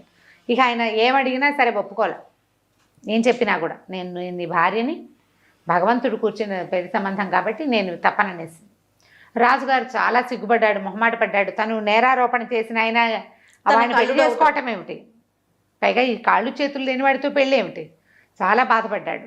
కూతుర్ని వెళ్ళిపోమన్నాడు ఇక్కడి నుంచి. ఆ అమ్మాయి పెళ్లి నుంచి పక్కకి రానంటోంది. పైగా ఇంత నలుగురు మధ్య జరిగాక ఇంకేం చేస్తారు, రాసరికపు పద్ధతులు కొన్ని ఉంటాయి కదా. దాంతో నగరాల నుంచి వెళ్ళిపోవాలనుకుంది. వెళ్ళిపోవాలంటే ఈయనేమన్నాడు, మనం ఇంకా 3 సంవత్సరాలు మనకు సమయం, 3 సంవత్సరాలు లేదు, కొంత సమయం ఉంది, అప్పటికి ఇంకా కొంత గడిచింది. మనం ఇతని దగ్గర పరదేశి కావాలి, బిల్డింగ్లో ఉండొచ్చు, అతని భవనంలో, ఏమీ అభ్యంతరం లేదని అన్నాడు. అంటే ఆవిడ ఒప్పుకోలే. కాదు, నా తండ్రికి తలవంపులు అన్నాడు అని మన అన్నాడు. మా నాన్న నాకు తలవంపులు అన్నాడు, ఆయనకు తలవంపులు తెచ్చే పని నేను కూతురుగా చేయకూడదు. నేను వివాహితని, నా భర్త ఎక్కడుంటే నేను అక్కడ ఉండాలి. ఈ పరదేశి కావాలి, మా నగరంలో ఉండేవాడు, మా నాన్న యొక్క ఆశ్రితుడు అతను, కాబట్టి మనం ఇక్కడ ఉండకూడదు, అడవిలోకి వెళ్ళిపోదాం, మనం యొక్క ఒంటరిగానే ఉందాం. నువ్వు ఎక్కడుంటే నేను అక్కడ ఉంటాను, నువ్వు ఎక్కడుంటే అదే నాకు తోట కోట మేడ, అదే వీణా సంగీతం అనేసింది. అనేసరికల్లా ఈయన ఏం చేశాడు, కావాలి చాలా బతిమలాడాడు. ఆవిడ ఉండటానికి ఇష్టపడలా, వెళ్ళిపోవాల్సిందేనంటే ఓ బంగారు పల్లెకులో వీళ్ళని ఎక్కించి తీసుకెళ్ళి అడవిలో వదిలిపెట్టాడు. ఓహో. ఆహారం వేళ అయ్యేసరికల్లా సరస్వతీదేవి ఆహార పాత్ర పుచ్చుకొచ్చేసింది. వచ్చేసరికల్లా వీళ్ళిద్దరిని ఆశీర్వదించింది, వివాహం చేసుకుని ఈ అమ్మాయిని ఆశీర్వదించి, నాయన ఇప్పటిదాకా నువ్వు పరదేశ్ కావలి దగ్గర ఉన్నావు, ఈ నట్టడవిలో ఈ పెళ్లి కుమార్తెతోటి రాజకుమార్తెతోటి ఎట్లా ఉంటామని ఒక మహత్తరమైన హర్మ్యాన్ని నిర్మించి ఇచ్చింది. ఈ హర్మేన్లో ఉండు, నీ సమయం ఆసన్నం అయ్యేదాకా ఇందులోనే ఉండు, ఇక్కడే ఉండు, నువ్వు ఇక్కడే ఉండమని అతన్ని భార్యని ఆ బిల్డింగ్లో ఉండడానికి చెప్పి తెచ్చి ఆహారాన్ని ఇచ్చేసి ఎప్పుడు వచ్చేది ఆవిడ. ఈయనకి పూర్తిగా శనీశ్వరుడి నుంచి విముక్తి లభించేదాకా సరస్వతీదేవి ఆహారం ఇచ్చింది అతనికి. అద్భుతం కదండి. ఆయన యొక్క మరి ధర్మశీలత వల్లే అట్లా జరిగింది. ఆవిడే వచ్చేది ఈ బిల్డింగ్ని ఏర్పరిచింది. భార్యాభర్త కులాసాగా అందులో ఉండటం మొదలుపెట్టారు. అయితే ఎప్పుడైతే సరస్వతీదేవి బంగారు భవనం నిర్మించి ఇచ్చిందో ఆ తర్వాత శనీశ్వరుడు వచ్చాడట ఇక్కడికి. వచ్చి, అయ్యా నువ్వు యవనావస్థలో పట్టుకోమన్నావు, నిన్ను ఎన్ని రకాలుగా ఇబ్బంది పెట్టినా కూడా నువ్వు వదిలిపెట్టలేదు, అంటే ధర్మాన్ని విడనాడలేదు, సత్యాన్ని విడనాడలా, నన్ను దూషించలా, ఈ శని ఎప్పుడు పీడ విరగడవుతుందో అని అనలేదు, నువ్వు ప్రశాంతంగా ఉంటావు, ఇక అయిపోయింది నీ దశ, పూర్తిగా వదిలేశాను, మొత్తం అంతా అయిపోయాక నీ కాలు చెయ్యి సజావుగా వచ్చేస్తాయి, మామూలుగానే వస్తాయి, నీ కుమారులు తర్వాత నీ భార్య కూడా నేను త్వరలోనే కలుసుకుంటారు అని చెప్పి ఒప్పుకున్నారు, చెప్పేశాడనమాట. అయితే అప్పుడట ఇద్దరు గంధర్వులు విధి గొప్పదా మనసు గొప్పదా అనే విషయం మీద వాదించుకుంటున్నారు. దీనికి సరైన సమాధానం ఎవరు చెప్పగలరు అని వెతుకుతూ ఈ పురూరవ చక్రవర్తి చెప్పగలడని ఇక్కడికి వచ్చారు. వస్తే వాళ్ళు అడిగితే విధి గొప్పదా మనసు గొప్పదా? మనసుతో 100 ఊహలు చేస్తాం మనం, ఎంత చేసినా విధి విధానాన్ని అనుసరించే మన జీవితం నడుస్తుంది, కానీ మనసుతోటి అనుసరించి నడవదు. అవును, మనసుకి ఊహే ఉంది, విధించే లక్షణం అంటే శక్తి మనసుకి లేదు కదా. అప్పుడు ఈయన ఏం చెప్పాడంటే, ప్రపంచంలో ఎవ్వరు విధి విధానాన్ని నుంచి తప్పించుకోలేదు. ఎవరు తప్పించుకుంటారు? ఇప్పుడు సూర్యుడి కుమారుడైన యముడు, సూర్యుడు మహా తేజస్వంతుడైతే యముడు నల్లటివాడు ఎందుకయ్యాడు? విధి. ఆయనకి దున్నపోత ఎందుకుంది వాహనంగా? ఇది మనం చెప్పలేకపోతాం కదా. ఎవరికి ఏది జరగాలని ఉంటుందో అది ఆ రకంగా జరుగుతుంది. పురూరవ చక్రవర్తికి కాలు చెయ్యి పోవటం ఏమిటి? ఎందుకు పోయింది? విధి విధానాన్ని అనుసరించి జరుగుతాయి, విధిని మించింది లేదు. మరి మార్కండేయుడు ఈయనేమన్నాడు? అదేంటండి, మార్కండేయుడు ఉన్నాడు, ఆయనకి విధి ఏమిటి? 16 సంవత్సరాలకి మరణం, కానీ ఆయన ఏం చేశాడు? తన మనసుతోటి భగవత్ ప్రార్థన చేసి మరణాన్ని తప్పించుకున్నాడు కదా. అంటే కాదంటాడు నేను పురూరవుడు. అది కాదు, మార్కండేయుడికి బతకగలిగే విధి ఉన్నది కాబట్టే అతనికి భగవంతుడి మీదకి మనసు వెళ్ళింది. ఎంత ప్రయత్నించినా మనం విధికి ఎదురొడ్డలేము. విధికి ఎదురొడ్డి చేయాలి అంటే ప్రచండమైన దైవబలం కావాలి. అది మనసుకి కాదు, దైవబలం ఉన్నవాడికే మనసుకి బలం వస్తుంది. మార్కండేయుడు జీవించి ఉండాలని అతని తల్లిదండ్రులకి దీర్ఘాయుష్మంతుడైన కుమారుడు ఉన్నాడు. మార్కండేయుడి యొక్క జీవుడికే దీర్ఘాయుష్మంతుడిగా ఉండే లక్షణం ఉంది. ఇట్లాంటి ఒక మారకం ఉన్నప్పటికీ ఆయన పరమేశ్వరుని ఆశ్రయించి దాన్ని తప్పించుకున్నాడు. చెప్తే వాళ్ళు చాలా సంతోషించారు. చాలా బ్రహ్మాండంగా చెప్పావని ఎంతో ప్రైజ్ చేశారు. ఆ సమయంలోనే శనేశ్వరుడు వచ్చి ఈయనకి కాళ్ళు చేతులు ఇచ్చేశాడు. బ్రహ్మ విష్ణు మహేశ్వరులు ముగ్గురు ప్రత్యక్షమయ్యారట. ఈయనకి అన్ని శుభ లక్షణాలని ఇచ్చారు. ఇతనిని చూస్తే చాలు జబ్బులు తగ్గిపోయేలాంటి లక్షణాన్ని కూడా ఈయనకి ఇచ్చారు. ఎందుకంటే ఇలాంటి శనీశ్వరుడికి ఎదురొడ్డి ఇన్ని సంవత్సరాలు 7 సంవత్సరాల సుదీర్ఘ కాలాన్ని అట్లా మాట అనకుండా ఈ వచ్చిన శని బాధని అతను బిగబట్టుకుని పూర్తి చేసినందుకు ఆయనకు అట్లాంటి వరం ఇచ్చి వాళ్ళు ముగ్గురు మాయమైపోయారు. అయితే ఆ రోజు సాయంకాలం సరస్వతీదేవి ఆహారాన్ని తీసుకొచ్చింది. రోజు వస్తుంది కదా ఆవిడ, తీసుకొచ్చి ఈవిడ వెళ్ళిపోతుంటే చుట్టుపక్కల వాళ్ళు ఎవరో అడిగారు. ఆ గ్రామాలు అంటే అడవి దాటి వెళ్తూ ఉంటే అడిగారు. అడవిలోకి వచ్చిన వాళ్ళు కొంతమంది, అమ్మ ఎవరివి నువ్వు, ఎక్కడికి వెళ్తున్నావు? రోజు వస్తున్నావు, నువ్వు ఆహారం పట్టుకొచ్చి వెళ్తున్నావు, నిన్నెప్పుడు మేము చూడలేదు, పైగా ఇది వరకు లేదు ఈ అడవిలో ఈ బంగారు భవంతి. ఈ బంగారు భవంతి ఎవరిది? ఎవరికి కోసం నువ్వు వచ్చి వెళ్తున్నావు ఇక్కడికి అని అడిగేసరికల్ ఆవిడ ఏమందంటే, ఈ భవనంలో ఉన్నవాడు చాలా గొప్ప వ్యక్తి, అతన్ని చూస్తేనే గుడ్డివాళ్ళకి కళ్ళు వస్తాయి, జబ్బు చేసిన వాడికి జబ్బు తగ్గిపోతుంది, డబ్బు లేని వాడికి డబ్బు వస్తుంది, అతని దర్శనమే చాలా గొప్పది, కావాలంటే వెళ్ళి దర్శించుకోండి అని చెప్పి వెళ్ళేసరికల్లా ఈ ఊళ్ళో నుంచి ఎవరి ఊరి నుంచి, ఇది మామగారి ఊరు విశాలానగరం నుంచి ఒక్కొక్కళ్ళు అనారోగ్యస్తులు, మూసలి వాళ్ళు, ఓపిక లేని వాళ్ళందరూ వచ్చి ఈయన్ని దర్శనం చేయటం మొదలుపెట్టారు. పుష్పాంజలి కూడా తన భర్త యొక్క గొప్పతనాన్ని అంతా స్వయంగా దగ్గర నుంచి తెలుసుకుంది కదా, ఆయనతో హాయిగా ఆనందాలు అనుభవిస్తూ ఆయనతో పాటే ఉంది. ఈ ప్రజలంతా ఇలా వెళ్ళి ఆరోగ్యవంతులు అవుతున్నారు రాజుగారు తెలుసుకుంటున్నాడు. ఏమన్నాడు భార్యతోటి, మన అమ్మాయి కూడా కాలు చెయ్యి లేని వాడిని పెళ్లి చేసుకుంది, ఎక్కడుందో మన పిల్లకు కూడా మేలు జరుగుతుందేమో, మనం కూడా వెళ్ళి చూసొద్దామన్నాడు. కాకపోతే ఈ ఎవరినో రాజుగారు వెళ్ళి స్వయంగా చూడడం అంత గొప్పగా ఉండదు. అందుకని ఏమనుకున్నారంటే మృగయా వినోదం కోసం వెళ్దాం అడవిలోకి, ఏదో కాకతాళీయంగా వచ్చినట్టుగా చేద్దామని అనుకున్నారు. అనుకున్న తర్వాత సరే ఈయన ఏం చేశాడు, భార్య భర్త ఇద్దరు కలిసి కొంత పరివారంతో అడవిలోకి వెళ్ళారు, ఏదో వేటాడారు. తర్వాత ఈ భవంతి దగ్గరకు వచ్చారు. వస్తే ఆయన వీళ్ళు చూస్తున్నారు బయటుండి. ఒక కుంటిగా నడుస్తున్నవాడు ఒకడు లోపలికి వెళ్ళి మామూలుగా నడుచుకుంటూ వచ్చేస్తున్నాడు. జనాలు విషాదంగా ముఖాలతో లోపలికి వెళ్ళిన వాళ్ళంతా సంతోషంతో బయటకు వస్తున్నారు. ఇక్కడ చాలా విశేషం ఏదో ఉందని లోపలికి వెళ్ళారు వీళ్ళు కూడా. పురూరవుని వాళ్ళు గుర్తుపట్ల. వాళ్ళు చూసిన మనిషి ఎవరు, సామాన్యమైన బట్టలతోటి, ఓ కాలు చెయ్యి లేనివాడు, అవును, నగలు అలంకారాలు లేనివాడిని చూశారు వాళ్ళు. ఆయనకు వెళ్ళి నమస్కారం చేసి, అయ్యా ఈ దేశాన్ని వెళ్ళే రాజుని నేను, మరి మా అమ్మాయి కొంతకాలం క్రితం ఒక చోరుడుగాని ముద్రపడిన, కాలు చెయ్యి నా చేతే శిక్ష విధింపబడి శిక్షను అనుభవిస్తున్న ఒక వ్యక్తిని పెళ్లి చేసుకుంది. నా కూతురు ఏమైపోయిందో, అతను ఎక్కడికి వెళ్ళిపోయాడో నాకు తెలియదు. దయచేసి మీరు నా అనుపానులు తెలియజేసి నా పిల్లని రక్షించండి అని అడిగే సరకాల పక్కపక్క నవ్వెట్టాయన పురూరవుడు. నవ్వే సరకాల పుష్పాంజలి దేవి లోపల నుంచి బయటకు వచ్చింది. తల్లిదండ్రిని చూసి దండం పెట్టింది. అయ్యా నాన్న, మీరు నేను మీ కూతుర్ని ఎలాగైతే మీరు నన్ను వెనక్కి పంపించేశారు, ఏమనుకున్నారు, ఒక కాలు చెయ్యి లేదు చోరుడు అనుకున్నారు. మీరు ఆ చోరుడి దగ్గరికే వచ్చారు. ఈ మీరు చోరుడు అనుకుంటున్న మీ అల్లుడు సామాన్యుడు కాదు. ఇతని దర్శనంతో సర్వపాపాలు నశిస్తాయి. శనీశ్వరుడు ఈయనకి వరం ఇచ్చాడు. నీ కథను విన్నవాళ్ళు, నీ విషయం తెలుసుకున్న వాళ్ళకి నా బాధలు తక్కువగా ఉంటాయి. అదృష్టవంతులైన వాడికి నేను అసలు పట్టనన్నాడు. పైగా ఏకమండలం 56 రాజ్యాల రాజులందరూ కూడా కప్పాలు కట్టేటువంటి గొప్ప సార్వభౌముడు ఈయనని పరిచయం చేసి ఆయన వాళ్ళు నిర్కాంతపోయారు. పురూరవుడు తెలుసు వాళ్ళకి, ఆయనే ఈయన తెలియదు. ఇక మహా ఆనందంతో ఇక పొంగిపోయారు. వీళ్ళు అక్కడ ఉండగానే సరస్వతీదేవి కూడా వచ్చింది. ఆవిడని చూసి మరీ ఆనందంతో పొంగిపోయారు. ఎంత అత్యద్భుతమైన సంగతి. అయితే ఇప్పుడు ఏం చెప్పిందంటే, నీ కుమారులు నీ భార్య కూడా త్వరలోనే దగ్గరకు వచ్చేస్తారు నీకని చెప్పింది. ఈ సంగతి తెలుసుకున్నాడు. ఇతని స్నేహితుడు ఉన్నాడు, పరదేశి కావలి, అతను కూడా పరిగెత్తుకుంటూ వచ్చాడు. వీళ్ళే వాళ్ళు అని తెలిసి ఈయన్ని కావలించుకున్నాడు. చాలా సంతోషించి ఈ పరదేశి కావలి చాలా కోటీశ్వరుడు కదా అతను ఈ విశాల నగరపు రాజు, ఇవి పుష్పాంజలి తండ్రి ఇద్దరు ఆలోచించుకుని అడవంతా బాగు చేసి ఒక నగర నిర్మాణం చేయించారు. అక్కడ వీళ్ళ బంగారు భవనం కాకుండా అన్ని తోటలు దొడ్లు ఏర్పరిచారు, దారులు ఇళ్ళు వాకిళ్ళు అన్ని ఏర్పరిచారు. ఆ కావలి కూడా ఇక్కడే ఉండటం మొదలుపెట్టాడు చాలా విశేషంగా. అయితే ఇక్కడ ఒక సామ్రాజ్యం ఏర్పడింది అనమాట. ఒకనాడు ఒక సన్యాసి వేషంలో ఉన్న ఒక ఆయన వచ్చాడు. ఈయనెవరు, శుచిమంతుడు అతని పేరు. ఇతను పురూరవ చక్రవర్తి యొక్క ప్రధానమంత్రి.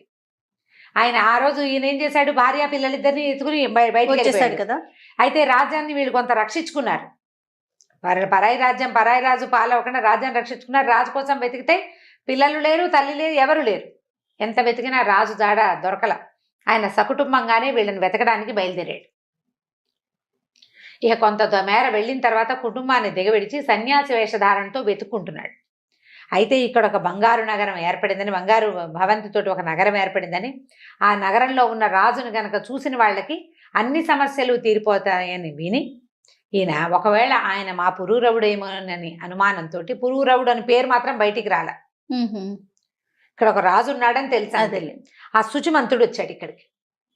వచ్చి ఆయన ఎదురుపడేసరికల్లా ఒకళ్ళనొకళ్ళు గుర్తుపెట్టారు, కావలించుకున్నాడు. శుచిమంతా, ఏమిటి సన్యాసి అయిపోయావా, నువ్వు సన్యాసం తీసుకున్నావా అంటే, కాదు ప్రభు, ఇది మారు వేషమే, మీకోసం వెతుక్కున్నాం. ఆ రోజు రాత్రి మీరు మహారాణి వారు శ్రీయుతులు కుమారులు ఎవరూ కనపడలేదు, ఎన్ని విధాలు వెతికినా దొరకలేదు. మీకోసం వెతుకుతూ ఆ రాజ్యంలో ఉండలేక వెతుకుతూ వచ్చానని ఇక్కడికి వచ్చానని చెప్పాడు.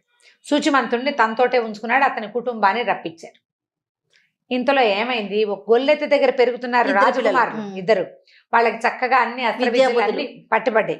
అయితే వాళ్ళకి ఉపగ మహర్షి చెప్పాడు ఈ పురూరవుడి కథ చెప్పి, ఆ పురూరవుడే మీ తండ్రిని ఉపదేశించాడు వాళ్ళకి.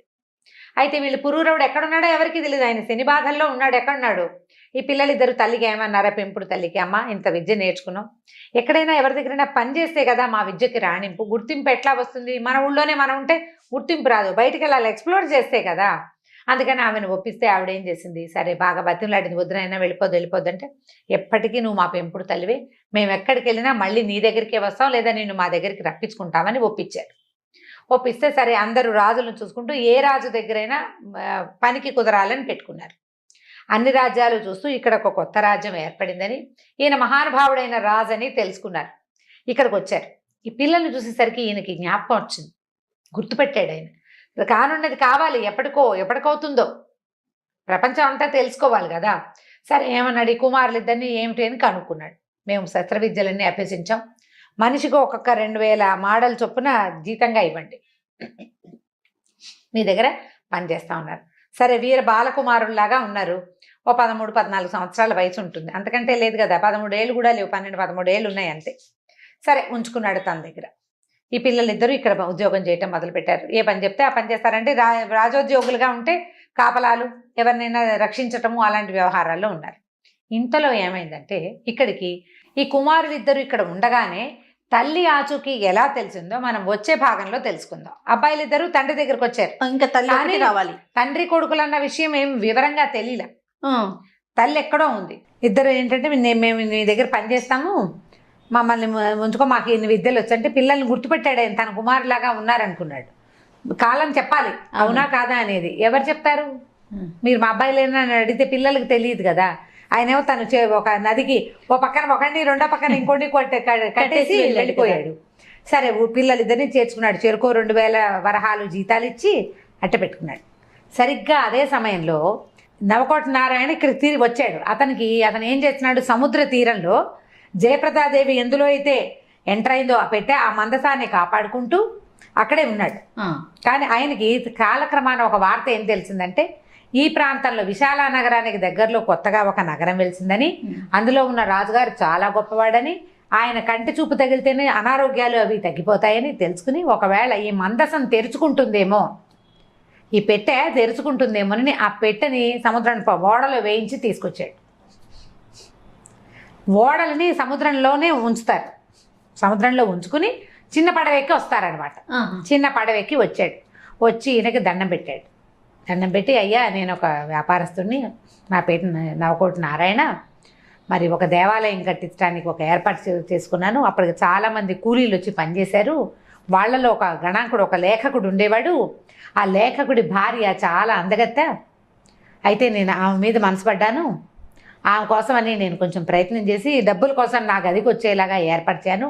ఆమె నా గదిలో ప్రవేశించింది. ఆమె ప్రవేశించిందని తెలిసి నేను లోపలికి వెళ్ళాను, కానీ ఆవిడ కనపడలేదు. తర్వాత తెలిసింది ఆమె ఆ గదిలో ఉన్న ఒక పెద్ద పాత పురాతనమైన పెట్టెలోకి ప్రవేశించేసింది. ఏం చేసినా ఆ పెట్టె తెరవబడలేదు. చివరికి ఇక నన్ను వదిలిపెట్టేలాగా లేదని సముద్రంలో పారేద్దాం అనుకున్నాను ఆ పెట్టెని. అయితే పడిపోతుండగా ఆవిడ, నాయన నేను నన్ను సముద్రంలో పడేయద్దు, 7 సంవత్సరాలు నేను ఇందులోనే ఉంటాను, నా భర్త చేయి తగిలితేనే ఈ పెట్టె తెరవబడుతుంది. 7 ఏళ్ళు అంది, అన్నపానీయాలు లేవు, ఆ పెట్టె తెరవబడలేదు, తెరుచుకోలేదు. మేము తీలేకపోయాము, దానంతట అది తెరవబడలా. ఈ 7 సంవత్సరాలు దాటిపోయింది, ఆమె చెప్పిన సమయం అయిపోయింది. ఎవరు ఏ విధంగా పెట్టె తెరుచుకుంటుందో నాకు తెలియలేదు. ఆవిడ అన్నపానీయాలు లేవు, వస్త్రాలు లేవు, గాలి లేదు, అందులోనే ఉంది, ఎప్పుడైనా మాట్లాడుతుంది. మరి ఆ పెట్టెని మీ సముఖానికి తీసుకొచ్చాననగా నేను వెంటనే తన భార్య అని తెలిసింది. ఆయన ఏమనుకున్నాడంటే, ఎంత లోకోత్తరమైన చరిత్ర కలిగింది తన భార్య, అయితే అది ప్రపంచానికి తెలియాలి. అందుకని ఏం చేశాడంటే, సైనికులు పిలిచి, ఈ నవకోట నారాయణ సముద్రంలో ఒక ఓడుంది, అందులో ఒక పెట్టుంది, ఆ పెట్టెని తెరవండి అన్నాడు. వీళ్ళంతా పోయారు, సుత్తి శానాలన్నీ పుచ్చుకుని కొట్టారు, పీకారు, లాగారు, ఏం చేసినా ఆ పెట్టె తెరవబడలేదు. సరే పెట్టెని సముద్ర తీరానికి తెద్దామనుకున్నారు. ముందు ఒక ఏనుగుని తీసుకెళ్ళారు. ఆ పెట్టె మోసు రావాలి కదా, ఆ ఏనుగు ఎంత లాగినా పెట్టె కదలలేదు. ఇక 10 ఏనుగుల్ని పట్టుకెళ్ళారు. ఏం చేసినా ఆ పెట్టె మాత్రం లాగలేకపోయారు. ఏనుగులు కింద పడిపోతున్నాయి సముద్రంలో, ముందు గట్టిగా లాగి బొక్కబొరల పడిపోతున్నాయి, నీళ్ళల్లో పడిపోతున్నాయి, లాగలేకపోతున్నాయి. దాంతో వాళ్ళందరూ వచ్చి, అందులో ఏ బ్రహ్మరాక్షసుందో తెలియదండి, అసలు ఆ పెట్టె తెరవబడదు, కదలబడదు. అయ్యేసరికల్ ఈయన ఏమన్నాడు, సరే రేపు ఉదయం వెళ్ళి చూద్దాం, అక్కడికి వెళ్ళి చూద్దాం మనం అని చెప్పి, కుమారులు ఇద్దరు ఉన్నారు, ఈ పిల్లలిద్దరు ఇక్కడ ఉద్యోగాలకు చేరారు కదా, వీళ్ళిద్దరికి ఏం చెప్పాడంటే, సముద్రంలో పడవలో ఒక పెట్టుంది, ఆ పెట్టెని రక్షించండి అని చెప్పి పంపించాడు. ఈ పిల్లలిద్దరూ చిన్న పడవ వేసుకుని ఆ పెద్ద షిప్లోకి వెళ్ళారు. వెళ్ళి ఆ పెట్టె పక్కన కూర్చున్నారు. కూర్చున్నప్పుడు ఏమన్నాడు, చిన్నపిల్లాడు పెద్దవాడిని అడుగుతున్నాడు, అన్నయ్య అన్నయ్య ఏం తోచట్లేదు ఒక కథ చెప్పరా. సముద్రపు గాలికి విసుగ్గా ఉంటుంది, సముద్రం లోపల కనుక సముద్రపు గాలికి వామిటింగ్ సెన్సేషను, విసగడ వస్తాయి, సీ సిక్నెస్. అవును, ఏదైనా మాట్లాడితే బాగుంటుంది, ఏదైనా కథ చెప్పరా అన్నయ్య అని అడిగాడు. ఏం కథలు చెప్పుకుంటానరా, మన కథే చెప్పుకోవాలి. పూర్వం పురూరవ చక్రవర్తి అని మహారాజు, ఆయన అత్యద్భుతమైన చరిత్ర కలిగిన వాడు. ఊర్వశిని సాధించేట, జయప్రదాదేవని ఆవిడని పెళ్లి చేసుకున్నాడు. పెళ్లి చేసుకున్నాక శనేశ్వరుడు పట్టుకున్నాడు పురూరవ చక్రవర్తిని. ఈ పురూరవ చక్రవర్తి అనగానే పెట్టె, పిల్లలు ఒక పక్కన కూర్చున్నారు, ఆ పెట్టె ఒక పక్కన ఉంది. ఈ పెట్టె తమ గురించే మాట్లాడతామని పెట్టెలో ఉన్న ఆవిడ పెట్టెతో సహా పిల్లల దగ్గరికి జరిగొచ్చింది. పిల్లల దగ్గరికి జరిగింది, వాళ్ళు చెప్పుకుంటున్నారు కదా. అప్పుడు ఈ జయప్రదాదేవిని పెళ్లి చేసుకున్న తర్వాత ఓ 2 పిల్లలు పుట్టారు. పిల్లలు పుట్టాక శనీశ్వరుడు పట్టుకున్నాడు. ఆయన తత్తరపడి శనీశ్వరుడి నుంచి తప్పుకోవటం కోసం రాజ్యం వదిలిపెట్టి భార్య పిల్లలతో సహా పారిపోయాడు. ఈ పారిపోయిన తర్వాత ఏమైంది, ఊరు వదిలిపెట్టి వెళ్ళిపోయాడు. తర్వాత ఒక చోట భార్యని పోగొట్టుకున్నాడు. ఎలా పోగొట్టుకున్నాడో పిల్లలకి తెలియదు, ఏం జరిగిందనేది తెలియదు, ఆయనకి తెలీదు, ఏం జరిగిందో ఆయనకి తెలీదు. భార్య మిస్ అయిపోయింది, కాలిపోయింది అనుకుంటున్నారు వాళ్ళు. ఇప్పుడే కదా ఆయనకి బతికుందని తెలిసింది, పిల్లలకి తెలియదు ఆ సంగతి. తర్వాత ఒక నదీ ప్రవాహం దగ్గర పిల్లల్ని కూడా పోగొట్టుకున్నాడు. పాపం ఆ పిల్లలు మనమేట, మన తండ్రి పురూరవ చక్రవర్తిట. మనకు ఉపమహర్షి చెప్పాడు కదా ఈ రహస్యం, ఏనాడో మళ్ళీ మనం కలుస్తా అంట అన్నాక ఒక్క క్షణమై ఒరే ఈ పెట్టేట్రా మన దగ్గర ఉంది, మనం ఇందాక దూరంగా కూర్చున్నాం కదా అనుకున్నారు. అనుకుని ఏం చేశారు, పెట్టె దగ్గరకు వచ్చేసి అంత పెద్ద పెట్టె దగ్గర కూర్చోడం, ఇంకా కొంచెం అవతలకి జరిగి పురూరవ చక్రవర్తి కథలు చాలా ఉన్నాయిరా, ఆయన ఊర్వశితో అని పెట్టెకేసి చూశాడు. పెట్టె జరిగి వస్తుంది, ఇదేంటి ఇది కదిలిస్తుంది అని ఆశ్చర్యపోయి కథ చెప్తుంటే కదులుతోందని తెలిసింది వాళ్ళకి. అది కూడా నువ్వు పిచ్చాపాటి మాట్లాడుకుంటే కథలు కామ్గా కూర్చుంది. ఆవిడకి తెలిసింది ఈ పిల్లలిద్దరూ తన కుమారులేనని. ఇక వాళ్ళు ఎటు జరిగితే అటు జరగటం మొదలుపెట్టింది. వాళ్ళు పురూరవుడు అనగానే నడిచి వచ్చేస్తుంటుంది పెట్టె. అక్కడి నుంచి వీళ్ళు ఏం చేశారు, ఓ పని చేద్దాం, సముద్రం నుంచి బయటికి వెళ్ళిపోదాం. చిన్న పుట్టేసుకొచ్చారు. పుట్టితో పాటు వస్తుందేమో చూద్దామని చెప్పి షిప్ దిగారు. ఇట్లా మెట్ల మీద దిగుతారు కదా, ఈ పెట్టె కూడా మెట్ల మీద నుంచి జారి వచ్చేసింది కిందకి. వీళ్ళు పుట్టిలోకి ఎక్కారు. ఆ పుట్టి వెనకాలే ఈదుకుంటూ వచ్చేస్తుంది పెట్టె. సముద్ర తీరంలోకి వచ్చేసింది. తెల్లారిపోయింది. ఈ పిల్లలిద్దరు ఏం చేశారు, రాజుగారి దగ్గరికి వెళ్ళారు. వెళ్ళి మీరు ఒక పెట్టెకి కాపలా ఉండమని పంపించారు కదా, ఆ పెట్టె సముద్ర తీరానికి వచ్చేసింది, వచ్చి చూదురుగాని రండి అన్నారు. అనేసరికల్లా రాజు ఆశ్చర్యపోయాడు, అందరూ ఆశ్చర్యపోయారు. అదేమిటి ఏనుగులు కదిపినారా అని పెట్టె, పిల్లలు పైగా వాళ్ళకి సహాయం లేదు, వాళ్ళిద్దరే, వాళ్ళతో పాటు ఎట్లా వచ్చిందంటే పెట్టె దానంతటా అదే వచ్చిందని చెప్తున్నారు. వెంటనే వీళ్ళు ఏం చేశారు, రాజుగారు ఏం చేశారు, తన భార్యని తర్వాత అత్తమావల్ని పిలిచాడు. అదే టైంకి ఈయన ఫ్రెండ్ ఉన్నాడు కదా పరదేశి కావలి, అతను సరస్వతీదేవి అనుదిన ఆహారం ఇవ్వడానికి వస్తుంది ఆవిడ అందరూ కలిసి ఆ సముద్ర తీరానికి వెళ్ళారు. వెళ్ళాక ఈయన అడిగాడు, ఏం చెప్తే దేనివల్ల ఈ పెట్టి ఇక్కడికి వచ్చింది అనుకుంటున్నారు మీ ఉద్దేశం అంటే, మేము పురూరవ చక్రవర్తి కథ చెప్పుకున్నాము, ఆ పురూరవ చక్రవర్తి పేరు వినగానే ఈ పెట్టె కదిలి మా వెనకాల వచ్చేసింది అని చెప్పారు. చెప్పేసరికల్లా ఈయన పరమానందం పట్టలేక ఆ పెట్టెని ముట్టుకున్నాడు. ఇట్లా పట్టుకునేసరికల్లా పెట్టె మూత ఊడి లేచి వచ్చింది. ఆ పెట్టెలోంచి జయప్రదాదేవి దిగి బయటకు వచ్చింది. జనం అంతా ఆశ్చర్యపోయారు. ఆయన నవకోటి నారాయణ కాళ్ళ మీద పడ్డాడు, క్షమించమని, నన్ను క్షమించు, ఒక్క క్షణం నా బుద్ధి చెలించటం వల్ల ఇట్లాంటి పొరపాటు జరిగింది అనేసరికి రావటం ఏమిటి, ఆ సరస్వతీదేవి అక్కడి నుంచి శనేశ్వరుడు కూడా వచ్చాడు. వచ్చి ఈమె నీ భార్యే కాదు, ఈ కుమారులిద్దరూ నీ సంతానమే, వీళ్ళని ఒక పడుచు ఆవిడ గొల్లెత కాపాడింది, కొంత రాసవిద్యలు అవి నేర్పించింది, ఉపమహర్షి ఈమెకి ఉపదేశం చేశాడు, దానివల్ల నిన్ను చూశాడు, కాలు చేయలేకుండా నిన్ను చూసి వెళ్ళిన ఉపమహర్షి అక్కడికి వెళ్ళి పిల్లల్ని సరిచేశాడు, కాబట్టి నీ కథ సుఖాంతమైంది, నువ్వు ఇంతకాలం ఈ ధర్మపరాయణత్వాన్ని వదిలిపెట్టకపోవటం వల్లే ఇవాళకి నీ చరిత్ర ఇట్లా లోకోత్తరంగా అయిందని శనేశ్వరుడు సరస్వతీదేవి ఇద్దరు చెప్పారు. చూస్తున్న ప్రజలంతా ఆశ్చర్యపోయారు. జయప్రదాదేవి ప్రవేశించిన నాడు ఎలా ఉందో అలాగే ఉంది, ఏమీ మార్పు లేకుండా. ఈవిడేమో భర్తకి పాదాభివందనం చేసిన, పుష్పాంజలేమో అక్కగారికి పాదాభివందనం చేసింది. తర్వాత వెంటనే ఆయన తనకి శుచిముఖుడు ఉన్నాడు, ఈయన మంత్రి కూడా వచ్చేసాడు కదా, వీళ్ళంతా కలిసి తమ రాజ్యానికి వెళ్ళిపోయారు ఈ శనేశ్వరుని యొక్క ఆజ్ఞతోటి. వెళ్ళిన తర్వాత ఆ ఏ సామంతులైతే ఈయన రాజ్యం మీదకి వచ్చారో వాళ్ళంతా 56 మంది సామంతులు ఆయనకి కప్పాలు కట్టి ఆయన్నే చక్రవర్తిగా ఒప్పుకున్నారు. భార్య కుమారులతో చాలా అత్యద్భుతమైన జీవితం గడుపుతూ ఏం చేశాడంటే ఆయన జ్ఞాపకం వచ్చింది. సరస్వతీ నది ఒడ్డున తన వాళ్ళని రూపవంత గంధర్వులు వాళ్ళని గురించి ప్రార్థన చేస్తే ఒక అగ్ని పుట్టింది. అవును. ఆ అగ్నిని ఒక చోట దాచిపెట్టొచ్చాడు. అక్కడికి వెళ్ళాడు. వెళ్తే ఆ అగ్ని ప్రాంతంలో ఒక పెద్ద సెమీ వృక్షం మొలిచి ఉందట. ఎక్కడైతే ఈయన అగ్నిని స్థాపించాడో అక్కడ.